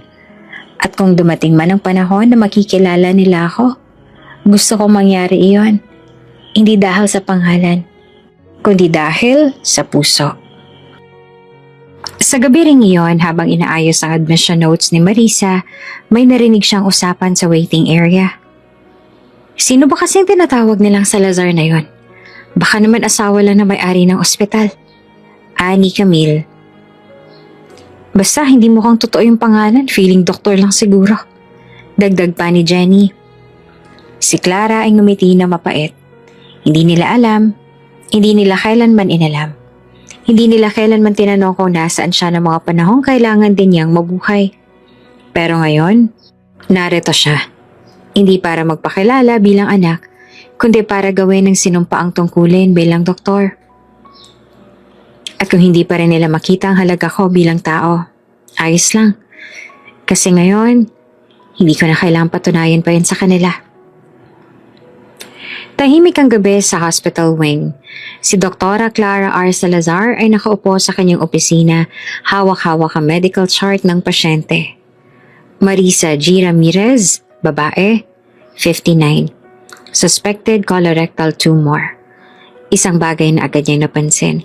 Hindi lang sa pangalan kundi sa sulat kamay ng admission nurse sa gilid ng chart. Matapang, hindi maamo. May ugaling dominante sa staff. Nag-init ang batok ni Clara. Kilalang kilala niya ang pasyente. Ilang taon nang dumipas ngunit ang pangalan at asal ng babaeng yon ay nananatiling matalim sa kanyang alaala. Ang sarili niyang ina. Matagal siyang hindi nakakibo. Tila pinanonood niyang dahan-dahang binabalatan ng sugat na akala niya ay matagal nang gumaling. Doktora? Tawag ng nurse mula sa pintuan. Si Ma'am Marisa po, stable na. Nasa observation room. Gusto niyo po makita? Hindi ngayon. Maikling tugon niya. Sabihin mo na lang ako pag may resulta na ng CT scan. Akong bahala sa management ng case. Yes, doktora. At may tanong rin po pala yung pamilya tungkol sa magiging surgeon. Huminga ng malalim si Clara. Sabihin mo ang confidential muna ang attending surgeon. Basta makakaasa silang gagawin namin ang lahat para sa pasyente. Hindi na nagtanong pa ang nurse. Sanay na sila sa mga pasyente at pamilya na mapanghusga. Pero kay Clara, hindi lang ito basta isang kaso. Ito ay multong bumalik mula sa nakaraan. Kinagabihan, lumapit siya sa observation room. Sa likod ng salaming one-way mirror, nakita niya ang inang natutulog. May suot na hospital gown, nakakabit sa IV. Sa tabi nito ay dalawang babae, ang kanyang mga kapatid. Parehong mukhang haggard at halatang hindi na rin maayos ang kalagayan. Isang mabigat na emosyon ang gumapang sa kanyang dibdib. Galit, lungkot, awa, bigati. Ngunit pinili niyang hindi pumasok. Sa halip ay dumiretso siya sa nurse station. Gusto ko ako mag-handle ng surgery. Pero hindi ko gustong malaman ng pasyente na ako yun. Hindi pa ngayon. Nagtaka ang head nurse. Confidential po ba talaga, doktora? May karapatan po kasi silang malaman ang identity ng surgeon. Gusto ko lang makita kung paano ako nila pakitunguhan. Kung walang nakaraan sa pagitan namin. Napatingin sa kanya ang nurse, ngunit tumango. Naiintindihan ko, ma'am. Mag-iingat po kami sa pagsagot sa mga tanong nila. Bumalik si Clara sa opisina niya. Tinanggal ang kanyang nameplate at itinabi. Sa drawer, kinuha niya ang surgical goggles, cap at mask. Lahat ay high-grade, professional standard. Walang makakakilala sa kanya sa operating room. Hindi dahil sa ayaw niya makilala, kundi dahil gusto niyang makita kung may natira pa bang respeto ang ina't mga kapatid sa isang taong hindi nila alam na dati na nilang minata at minura. Kinabukasan habang nag-rounds, narinig niyang boses ng isa sa mga kapatid mula sa hallway. Ate, sure ka bang magaling ang surgeon dito? Tanong ng mas bata. Ewan, confidential daw. Pero consultant level na. Social nga daw, sabi ng nurse. Baka naman maarte lang. Feeling lang siguro. E di sana nagpaka-artista na lang. Napakuyom ang mga palad ni Clara. Sa loob-loob niya, ganito pa rin pala sila. Wala pa ring respeto kahit kailan. Pero pinigilan niya ang sarili. Hindi siya narito para patunayan kung sino siya. Narito siya bilang doktor, hindi bilang anak. Pagdating sa opisina, muling binasa ni Clara ang diagnostic findings. Malinaw, may mga obstruction sa bituka. Kailangan ng agarang operasyon. Mataas ang risk kung hindi maagapan. Dapat gawin sa loob ng 3 hanggang 5 araw. Makalipas ang 2 araw, tinawag siya ng head nurse. Doktora, andito po yung pamilya. Gusto raw kayo makausap. May mga tanong tungkol sa surgery. Saglit na natahimik si Clara bago tumugon. Sabihin niyong confidential pa rin ang identity ng surgeon. Hospital protocol. Noted po. Ngunit narinig niya sa labas ang boses ng ina. Ano ba naman yan? Kahit pangalan ayaw sabihin. E baka kung sinong baguhan lang ang mag-opera sa akin. Ayoko sa babae, lalo na sa bata. Lalong nanikip ang dibdib ni Clara. Gusto niyang sumigaw. Ako yun, ma. Ako ang taong minuro mo noon. Pero hindi niya ginawa. Hindi niya kailangang magpakilala para lang patunayan ang sarili. Kinagabihan, sinilip niyang muli ang kanyang ina sa observation room. Tulog pa rin ito. Dahan-dahan siyang pumasok sa otang coat at stethoscope. Pero hindi nakalagay ang name tag. Nakita niyang kalahating laman ng IV. Kaya kinapa ang kamay ng pasyente para i-check ang pulse. Nagmulat si Marisa. Doktor ka ba? Tanong nito sa malamig na tono. Opo, tinitignan ko lang po ang kalagayan ninyo. Huwag mo akong tanungin, gawin mo na lang trabaho mo. Mariing sagot ng ginang. Tahimik lamang si Clara, hindi na nagtanong pa, hindi sumagot. Hindi na rin nagtagal, lumabas siya ng silid. Dala ang isang bagyong emosyong pinipilit niyang huwag pasabugin. Sa hallway, halos manginig ang tuhod ni Clara habang pauwi. Pero sa kanyang puso, iisa lang ang malinaw. Hindi siya gagamot para makalala. Gagamot siya dahil tungkulin niya bilang doktor. At kapag dumating ang araw ng operasyon, handa na siya. Hindi bilang Clara, ang anak na itinakwil, kundi bilang Doktora Salazar.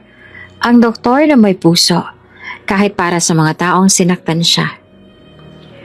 Maagang dumating si Clara sa ospital, suot ang puting coat na walang pangalan. Tanging ID lanyard lang nakasukbit. Nakatalikod para hindi mabasa ang detalye. Sa kanyang isip, ito na ang araw ng pre-operative orientation. Kailangan niyang ipaliwanag ang proseso, ang panganib, at ang mga kailangang pipirmahan ng pamilya.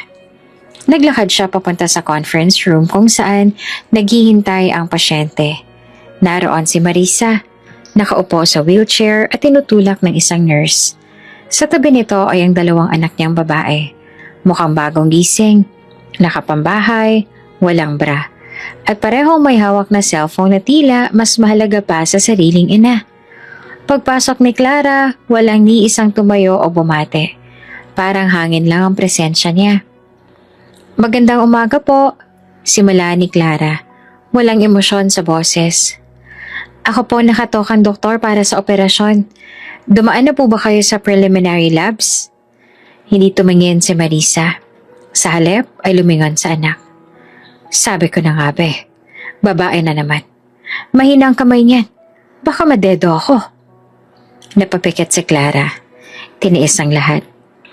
Ayon po sa resulta ng inyong CT scan, may intestinal mass na kailangang tanggalin sa lalong madaling panahon. Hindi po natin masasabi kung benign o malignant hanggat hindi ito natatanggal at nasusuri. Eh di tanggalin mo na. Malamig na tugon ni Marisa, sabay kibit balikat. Wala na akong pakialam. Buhay o kamatayan, pareho lang naman. Wala rin naman kaming pera pang paggamot. Ang isa sa mga anak ay biglang sumabat. May libre po ba? Kasi kung wala, di wag na lang. Hindi naman kami artista para ma-afford yan. Pinandilatan sila ni Clara, pero agad din nagpakahinahon. May charity assistance ang ospital. May mga dokumento kayong kailangang pirmahan para maisama sa priority case list. Ayoko ng papel-papel, tatadtarin mo lang ako ng kung kailan niyo gusto. Ang mapait na tugon ni Marisa tsaka tumawa. Kung kami nga, ginilitan na ng tadhana. Tahimik si Clara. Nakatingin siya sa mga taong ito, mga kapamilya niya noon. Pero ngayon, parang wala siyang koneksyon sa kanila. Kung noon bawat salitang galing sa ina ay sugat na humihiwa sa puso niya, ngayon ay tila numbed na siya. Wala na siyang pakiramdam kundi awa. Hindi sa sarili, kundi sa mga taong ito na hindi natutong magbago. Kailangan ko po ng pahintulot ninyo. Kung pipirma kayo, pwede nating itakda ang operasyon sa loob ng 3 araw. Paliwanag niya. Professional pa rin. Aba, 3 araw pa? Singal ng isa sa mga kapatid. Hindi ba pwedeng bukas na? Baka mamaya hindi na kayanin ni mama, masisi pa kami. Ang ganitong operasyon po ay nangangailangan ng preparasyon.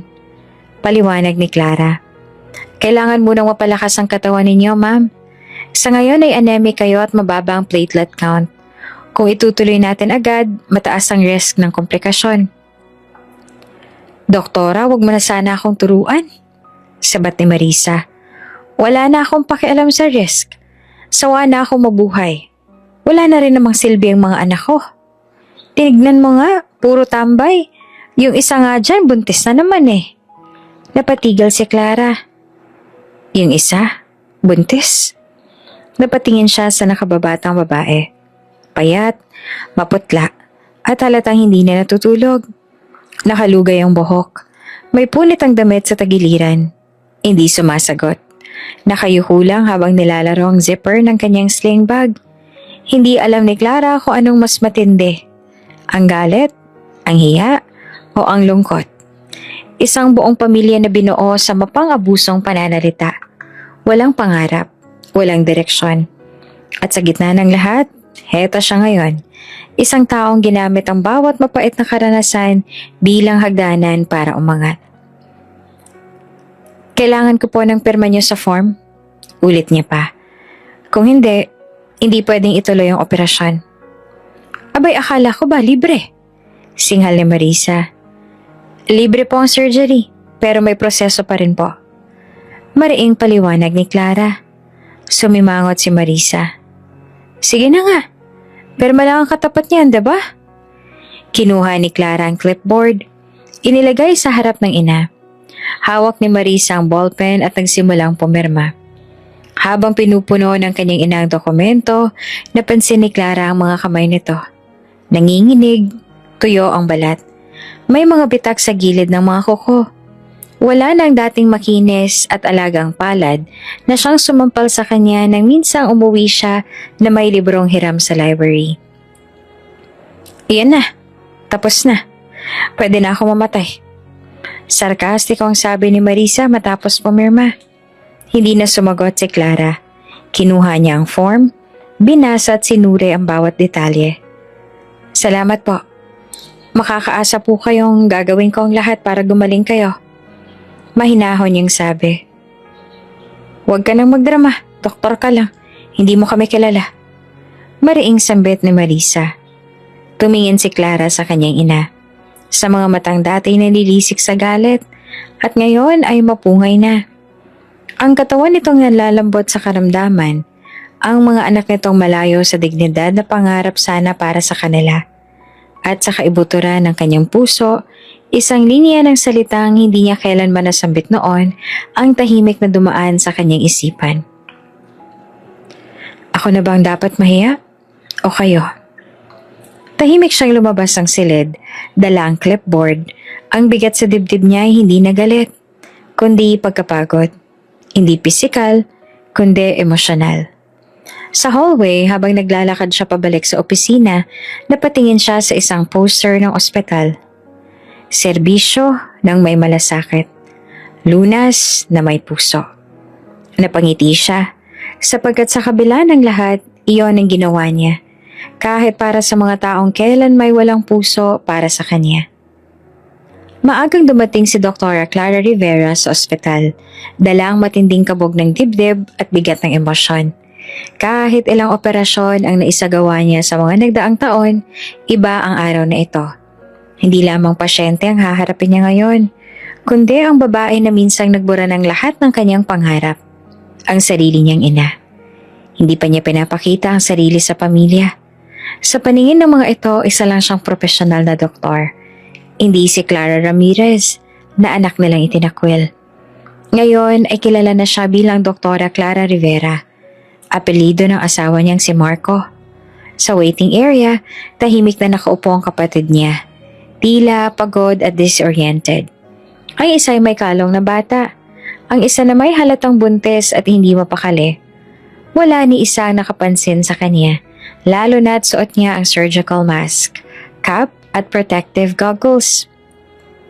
Lumapit ang nurse sa mga kasama ni Marisa. Ma'am, kailangan po nating pirmahan ng surgical consent bago po ituloy ang operasyon. Ako na, sagot ng isa sa mga kapatid, padabog ang tono. Wala rin naman kaming perang panggastos kung sakali. Kinuha ng ina ang ballpen.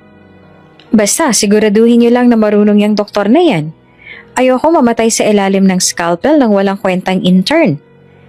Kibit balikat niyang wika habang pilit tumayo mula sa wheelchair. Hindi kumibo si Clara. Nanatili siya nakatayo sa di kalayuan. Pinipigil ang damdaming gustong sumabog. Nang naihanda na si Marisa para sa operasyon, siya'y inilipat sa operating room. Tahimik si Clara habang sinusundan ito. Kasama ng surgical team, wala siyang ibang bitbit kundi ang profesionalismo at isang dibdib na pilit humihinga sa gitna ng alaala. Sa loob ng OR, nag-aayos ang lahat ng gamit. Kumilos sa mga nurse ang mabilis. Ipinakilala ng head nurse ang mga miyembro ng team. Lead surgeon for today's procedure, Dr. Clara Rivera. Tumango si Clara. Pinanatili ang distansya. Pagkatapos ma-check ang vitals, inilagay na ng anesthesiologist ang pampamanhid. Unti-unting pumikit ang ina ni Clara. Habang ginagamitan ng tape ang mga mata nito at inaayos ang mga tubo, lumapit si Clara. Isa-isa niyang sinuri ang monitor. In-adjust ang mask ng ina. Inayos ang posisyon ng ulo. At doon, hindi niya na napigilan ang luha. Tahimik ang lahat sa loob ng operating room. Ngunit sa likod ng kanyang protective goggles, dumaloy ang mga luha ni Clara. Hindi ito iyak ng takot. Hindi rin ito iyak ng galit. Ito'y iyak ng isang anak na dati tinawag na walang silbi. Isang anak na pinagsabihang walang patutunguhan, na hindi bagay sa eskwelahan at magbubuntis lang daw ng maaga. At ngayon, narito na siya. Siya ang magsasalba sa buhay ng mismong taong bumigo sa kanya. Hawak niya ang kamay ng ina. Habang iniikot sa isip ang lahat ng sandaling halos hindi na siya makabangon. Ang mga gabi sa ilalim ng kisame ng maliit na kwarto sa likod ng karinderya. Ang mga gabi ng pagsusulit sa night school. Ang mga araw ng pagod, pawis at gutom na tinapalan lang ng pag-asa. At ngayon, heto na siya. Isang ganap na doktor at ang katawan sa harap niya, ang dati nagsabing hindi siya magtatagumpay. Vitals are stable, doktora. Bulong ng nurse. Tumango si Clara. Pinalakas ang loob. Pinunasan ng luha at inayos muli ang surgical gown. Habang inaayusan ang operating field sa tiyan ng kanyang ina, pinilit niyang muling ibalik ang konsentrasyon. Ngunit sa bawat hawak ng tela, sa bawat galaw ng gunting, para bang kinakalabit ang puso niya. Hindi siya anak sa loob ng kwartong ayon. Isa siyang doktor. Isa siyang mandirigmang may misyon. At kahit gaano kasakit, pipiliin pa rin niyang gawin ang tama. Tumayo siya sa tabi ng operating table. Pinilit ang sarili na maging matatag. Ang luha ay tinuyo ng sterile na tela. Tahimik siyang bumigas ng isang panalangin sa isip. Panginoon, hawakan niyo po ang kamay ko. Kahit hindi niya ako mahal, gamitin niyo ako para mailigtas siya. At sa gitna ng sterile na katahimikan, muling tumibok ang pusong minsang pinulbos. Buo na, matapang at marunong magpatawad. Tahimik ang paligid ng recovery room. Isang matandang babae ang mahimbing na natutulog sa hospital bed. Pale, payat, ngunit buhay. Sa tabi ng kama, 3 magkakapatid ang nakaupo. Halatang puyat, magulo ang ayos at pagod na pagod. Sa isang sulok, may batang umiiyak na kinakalma ng nakababatang kapatid. Ito ang pamilya ni Marisa Ramirez. Ang inang itinakwil si Clara 15 taon na ang nakalipas. Sa kabilang bahagi ng ospital, si Dr. Clara Rivera ay nakatayo sa harap ng isang salamin sa loob ng scrub station. Suot pa rin niya ang surgical coat na may nakabordang pangalan. Ang kamay niya ay mahigpit na nakahawak sa surgical mask na nakalaylay sa tenga. Matagal na siyang tapos sa operasyon, pero tila hindi pa rin siya makagalaw. Naririnig niya ang puting ingay ng ospital, monitor beeps, mabagal na paglalakad ng nurse at ang tunog ng aircon na humuhuni. Pero sa kanyang isipan, malakas ang boses ng nakaraan. Bobo ka! Sa dami ng anak ko, ikaw lang ang walang silbi. Wala ka mararating, magbubuntis ka lang ng maaga. Sayang lang ang question kung ikaw ang pagpapag-aralin. Ang mga salitang ito ay tila kasabay ng tibok ng puso niyang ngayon ay mas mabilis kaysa karaniwan. Hindi niya maintindihan kung bakit nanginginig ang kanyang mga kamay gamit ang kanang palad. Pinilit niyang patigilin ang sarili mula sa emosyon. Hindi siya pwedeng umiyak. Hindi sa harap nila. Lumapit ang isang nurse at mahina siyang tinapik sa balikat. Doktora, inihintay po kayo ng pamilya sa consultation room. Gusto raw po nilang makilalang surgeon na nag-opera kay Mrs. Ramirez. Napalunok si Clara, sandaling napapikit. Ito na ang sandaling alam niyang darating. Pero ngayon na narito na ito, parang gusto niyang umatras. Hindi dahil sa takot, kundi dahil sa bigat ng damdaming hindi niya palubos na po proseso. Isang bahagi ng pagkatao niya ay nananatiling anak na nawala, itinakwil at kinalimutan. Pero ang nakatayo ngayon sa ospital na ito ay isang profesional, isang doktor, hindi isang anak na humihingi ng yakap. Salamat. Mahinang sagot niya sa nurse bago ito tuluyang lumakad palayo. Hinawakan niya ang doorknob ng consultation room. Dahan-dahan niyang binuksan ito. Pagpasok niya, agad siyang napansin ng pamilya. Lahat sila'y tumigil sa pag-uusap. Nakatayo ang panganay na kapatid sa tabi ng kama ng kanilang ina. Ang isa pa ay buhat pa rin ng batang kanina iyak ng iyak. At ang bunsong kapatid ay nakatayo sa likod, tila balisa. Walang isa mang kumibo. Si Clara ay tahimik na lumapit sa unahan. Nakaayos pa rin siya. Surgical cap, face shield, at lab gown. Ngunit habang papalapit siya, unti-unti niyang inalis ang surgical mask. Isa-isang kita sa kanilang pagkabigla, na para bang may multong bumungad sa kanila. Pero hindi pa sila makapaniwala. Hindi pa nila alam. Hinubad ni Clara ang face shield, dahan-dahan, parang isang eksenang bumabagal sa pelikula. At nang mahulog ito sa lamesa sa tabi, tumambad ang buong mukha niya. Matapang, payapa, at puno ng dignidad. Pero may bakas ng luha sa gilid ng kanyang mata. At lang lahat ay tila natulala. Tumayo ang panganay, ang mga mata ay nanlalaki. Ang batang karga ng isa ay biglang tumigil sa pag-iyak. Tila nakaramdam ng tensyon. Walang nagsalita, walang umimik. Ang tingin ng bawat isa kay Clara ay hindi lang pagtitig. Ito'y pagkagulantang, pagkalito, at pagkaalarma. Parang hindi nila alam kung panaginip pa ito o totoo. Muli tahimik lamang si Clara. Wala siyang sinabing kahit ano. Tumayo siya sa tabi ng kama ni Marisa, ang inang natutulog pa rin. Walang malay sa nagaganap. Tinitigan niya ito. Ang mga pisngi nitong nangingitim sa pasa ng karamdaman. Ang mga kamay na tuyot sa hirap. At ang bibig na ngayon ay tikom at tahimik. Di tulad ng dati na puno ng panlalait at galit. Nagtagal siya ng ilang segundo roon. Marahan niyang hinawakan ng medical chart at inalapag dito sa dulo ng kama.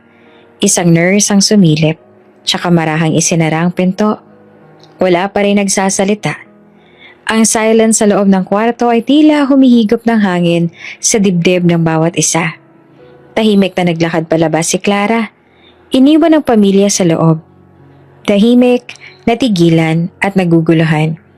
At doon sa labas, habang nakatayo siya sa koridor, saka lang siya huminga ng malalim. Hindi niya kailangang magsalita. Hindi niya kailangang ipaliwanag. Ang kanyang presensya ay sapat na. Ang mukha niyang matagal na nilang hindi nakita, ngayon ay refleksyon ng tagumpay, ng pagpupursige at ng paninindigan. Ang dating boses na sinasabihan ng wala ka mararating, ngayon ay tinig ng katahimikan na nagsasabing, narating ko ang lahat, kahit walang naniniwala. Tahimik ang recovery room, tanging tunog ng monitor at mahinang ihip ng aircon ang maririnig. Sa bawat hakbang ng mga pamilyang pumasok, naroon ang pag-aalinlangan, ang kaba, ang bigat, nang hindi nila maipaliwanag na presensya sa loob. Si Clara, nakatayo malapit sa kama ng kanyang ina, nakasuot pa rin ng kanyang white coat, ngunit wala na ang mask. Wala na ang barrier. Ang kanyang mukha, ang parehong mukhang iniwasan nila noon, ngayon nakalitaw. Walang alinlangan. Tuwid ang tindig, malamig ang titig, ngunit may bahid ng sugat na pilit niyang kinakalimutan. Pagpasok ng mga kapatid niya, una silang natigilan. Isa sa kanila, bahagyang napahinto sa paglalakad. Parang may nakita silang multo. Isa pa'y napaatras. Si Marisa nakahiga sa kama. Mahina pa rin ngunit gising. Nang mag-angat siya ng tingin, ang unang sumalubong sa kanya ay ang mukha ni Clara. Tahimik. Clara?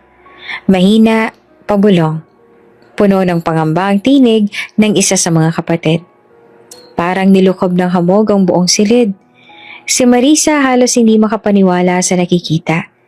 Pilit niyang iniaangat ang sarili sa kama. Nanginginig ang kamay habang pinagmamasdan si Clara. Anak, Clara? Bulong niya. Tinig na pilit hinahabol ang boses, pero puno ng luha. Nanlamig ang lahat. Isa-isang napaupo ang mga kapatid. Ang dating kumpiyansa ay natunaw at napalitan ng kaba at pagkagimbal. Ang anak na itinakwil nila, ngayon nasa harapan na nila.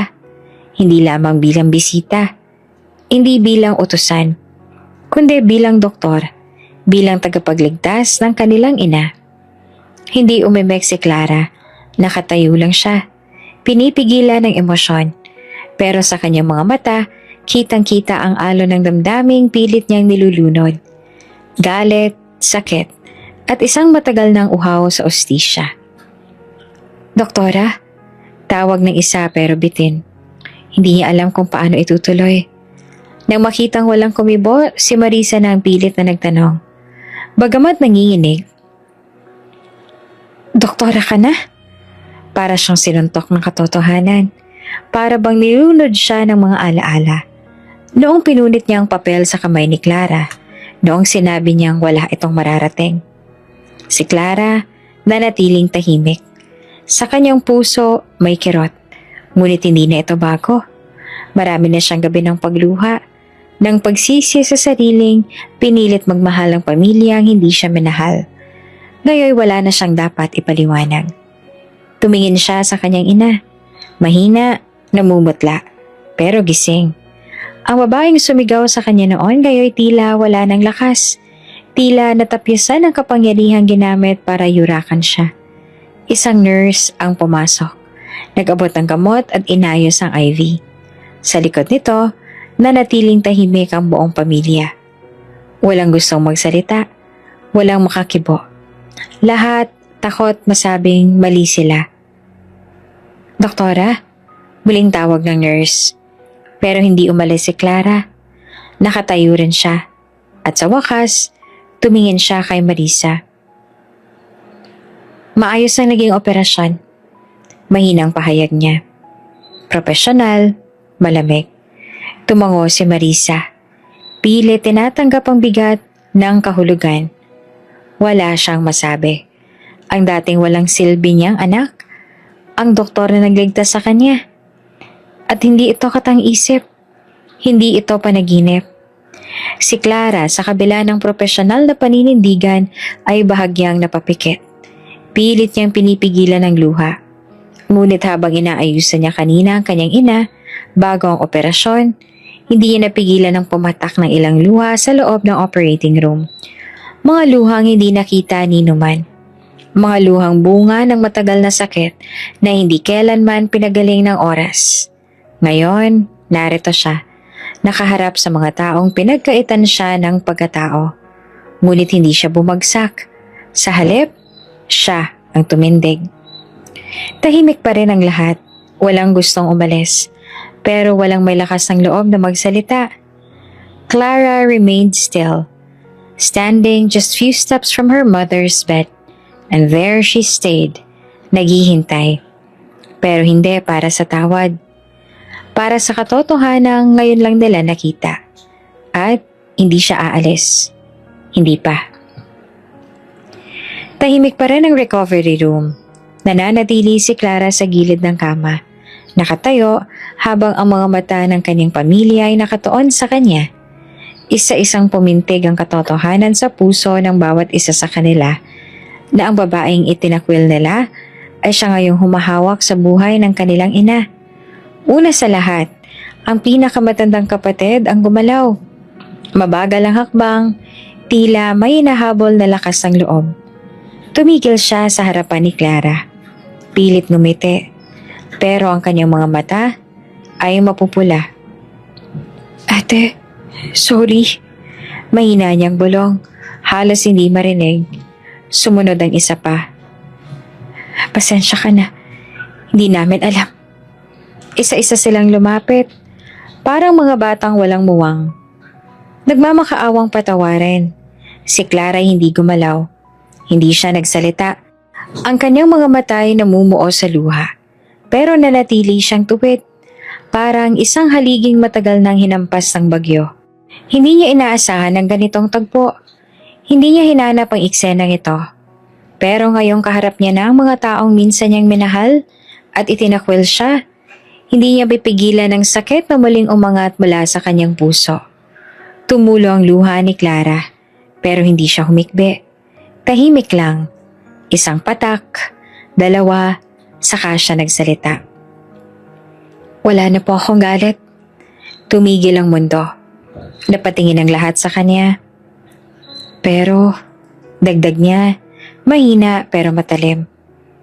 Hindi ko rin po kayang ibalik ang sarili ko sa pamilyang itinapon ako.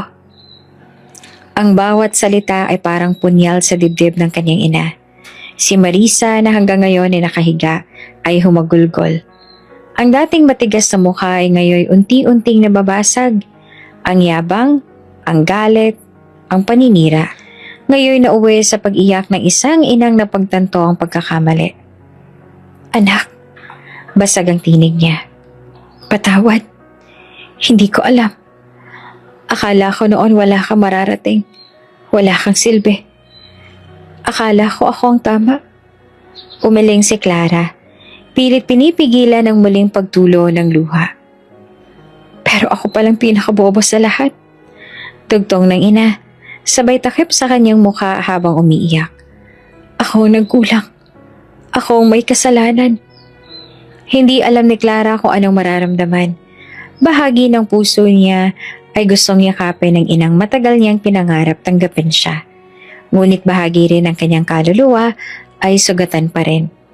Hindi basta-bastang maghihilom sa isang sorry. Tahimik siyang lumapit sa gilid ng kama. Dahan-dahan niyang inabot ang kamay ng ina. Ang malamig nitong palad ay nanginginig. Ma, mahina niyang tawag. Iniligtas ko kayo hindi bilang anak, kundi bilang doktor. Sa sinabi niyang yon ay mas lalo pang humagulhol si Marisa. Hindi niya alam kung paano siya mapapatawad ng sarili. Ang anak na itinuring niyang kahihiyan, ngayon ang tagapagligtas na ng kanyang buhay. Ang mga kapatid naman ni Clara ay nagsiksikan sa isang tabi. Tahimik na nagmamasid. Wala na ang dating yabang. Wala nang mga pasaring. Ang natira ay hiya, pagsisisi at pag-asang kahit papaano may pagbawi pa silang magagawa. Ngunit si Clara sa kanyang puso, alam niyang hindi na siya babalik sa nakaraan. Hindi na siya uupo sa hapagkainan na may halong takot at pangmamaliit. Hindi na siya yuyuko para lang mapansin. Hindi na siya magmamakaawa para mahalin. Siya na ang babaeng itinakwil noon, pero siya na rin ang babaeng nagsumikap, bumangon at nagtagumpay.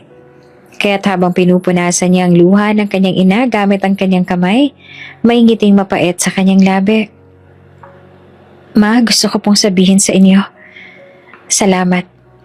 Napatingin ang lahat. Dahil sa panlalait ninyo, dahil sa pagtanggal niyo sa akin sa eskwelahan, natuto ako magsumikap. Napatunayan kong kaya ko kahit mag-isa. At ngayon, hindi ko na kailangan ng basbas ng sino mang hindi naniniwala sa akin. Tahimik, mahaba ang katahimikan. Pero sa gitna ng lahat, isa lang ang sigurado. Ang oras ng pagsisisi ay dumating na. At si Clara, ngayon hindi na lang Clara ng kahapon, kundi ang Clara na alam ang gusto niyang maging. Makalipas ang ilang buwan mula nang matagumpay na maoperahan ng kanyang ina, tuluyan ang bumalik si Clara sa normal niyang buhay. Sa probinsyang ospital kung saan siya consultant, naging mas matatag at mapanatag ang kanyang presensya. Mas naging bukas ang kanyang puso sa mga pasyente, hindi dahil sa awa, kundi dahil sa mas malalim niyang pag-unawa sa sakit ng pagiging hindi pinaniniwalaan. Hindi na rin siya muling bumalik sa lumang tahanan nila. Hindi na rin niya muling hinanap pa ang yakap ng pamilyang minsang tumalikod sa kanya. Ngunit sa bawat araw ng kanyang serbisyo, dala-dala niya ang alaala. Hindi bilang sugat, kundi bilang paalala kung gaano nakalayo ang kanyang narating. Si Marco, na ngayon ay isa na ring kilalang doktor, ay palaging nasa tabi niya. Tahimik man at hindi maporma, siya ang naging sadigan ni Clara sa mga panahong tila gusto niya nang bumitaw. Sa mga gabing puno ng pagod, si Marco ang tahimik na tagapakinig. Sa mga araw ng tagumpay, si Marco ang unang yumayakap. Hanggang sa isang araw, sa harap ng kanilang mga kasamahan sa ospital, lumuhod si Marco sa gitna ng cafeteria habang hawak ang isang maliit na kahon.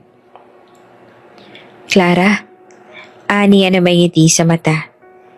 Hindi mo ako kailangan, pero kung pahihintulutan mo, gusto kitang samahan sa lahat ng araw mo bilang ikaw. Napaluha si Clara, hindi dahil sa sorpresa kundi dahil sa tiwala. Sa wakas, may isang tao nang hindi kailanman ang husga. Hindi kailanman bumitaw, Tinanggap siya bago pa man siya maging Doktora Clara. Yes, mahina niyang sagot sabay tango. Nagpalakpakan ng buong cafeteria. Ang kasal ay payak pero masaya. Sa isang hardin na may mga bulaklak, sa ilalim ng asul na langit, sinumpaan nila ang pag-ibig na walang kondisyon. Wala roon ang kanyang ina, wala rin ang mga kapatid. Hindi dahil sa galit, kundi dahil sa desisyong pinili ni Clara. Ang piliin ng kapayapaang walang bigat ng kahapon. Makalipas ang ilang buwan, nagtayo si Clara ng isang maliit na foundation. Pinangalanan niya itong Bukas Bukas. Isang scholarship program para sa mga batang babae na tinigil sa pag-aaral ng sarili nilang pamilya. Ginamit niyang bahagi ng kanyang kinita at suporta mula kay Marco upang maisakatuparan ito. Isa sa mga unang scholar ay isang batang nagngangalang Maylene, 12 anyos na kinuha sa trabaho sa palengke dahil hindi naman daw marunong mag-aral. Sa unang araw ng klase nito, personal siyang sinamahan ni Clara. Tanga ng bag, naka-bun at naka-white coat pa. Sabay nilang tinawid ang gate ng paaralan. Ate Clara, tanong ni Maylene habang nasa loob ng classroom. Doktora ka na, 'di ba? Paano niyo po 'yun nagawa? Ngumiti si Clara, lumuhod sa harap ng bata at hinawakan ng kamay nito. Simple lang, wika niya. Kasi naniniwala ako sa sarili ko, kahit walang ibang naniwala. Isang araw, inimbitahan siyang magsalita sa isang health forum sa Manila. Naroon ang iba't ibang doktor, nurses at mga leader ng komunidad. Pagkatapos ng kanyang lecture tungkol sa women's health, may isang dalagang estudyante ang lumapit. Doktora Clara, ano po ang sekreto ng tagumpay ninyo? Tanong nito. May humahangang ngiti. Saglit na natahimik si Clara. Inalala niya ang lahat ng mga gabing umiyak siya habang nag-aayos ng kanin at karinderya. Ang mga sandaling sinabihan siyang wala siyang mararating. Ang pagtakbo niyang mag-isa palayo sa kasunduang kasal. Ang bawat bagsak na tinayo niya, muli ang sarili. At sa harap ng mikropono, mahinahon niyang sinagot. Wala pong sikreto. Kung marunong ka lang maniwala sa sarili mo, kahit walang ibang maniwala, sapat na yon. Tumayo ang buong crowd. Para magpalakpakan, hindi dahil kay Clara na isang doktora, kundi dahil sa isang boses ng mga pinagdududahan nang hindi tinapos, ng mga sinabihang wala silang patutunguhan. Nakaupo si Clara sa isang maliit na opisina ng foundation. May mga larawan ng estudyante sa pader, mga liham ng pasasalamat at mga lumang notebook. Isang lumang larawan niya noong crew pa lamang siya sa karinderya. Nasa tabi ng kanyang lisensyang pangdoktor. Hawak niya ang isang ballpen, nagsusulat ng liham para sa susunod na scholar. Sa envelope, para sa batang ayaw pag-aralin. Sa loob, hindi mo kailangang maging perpekto para maging karapat-dapat. Maniwala ka lang sa sarili mo. Dahil kung ako nagawa ko, kaya mo rin. Kung bago ka pa lang sa channel na ito, mga kwento ni Ate Jane, Story Mo, Ikwento Ko, huwag kalimutang pindutin ang notification bell at subscribe button.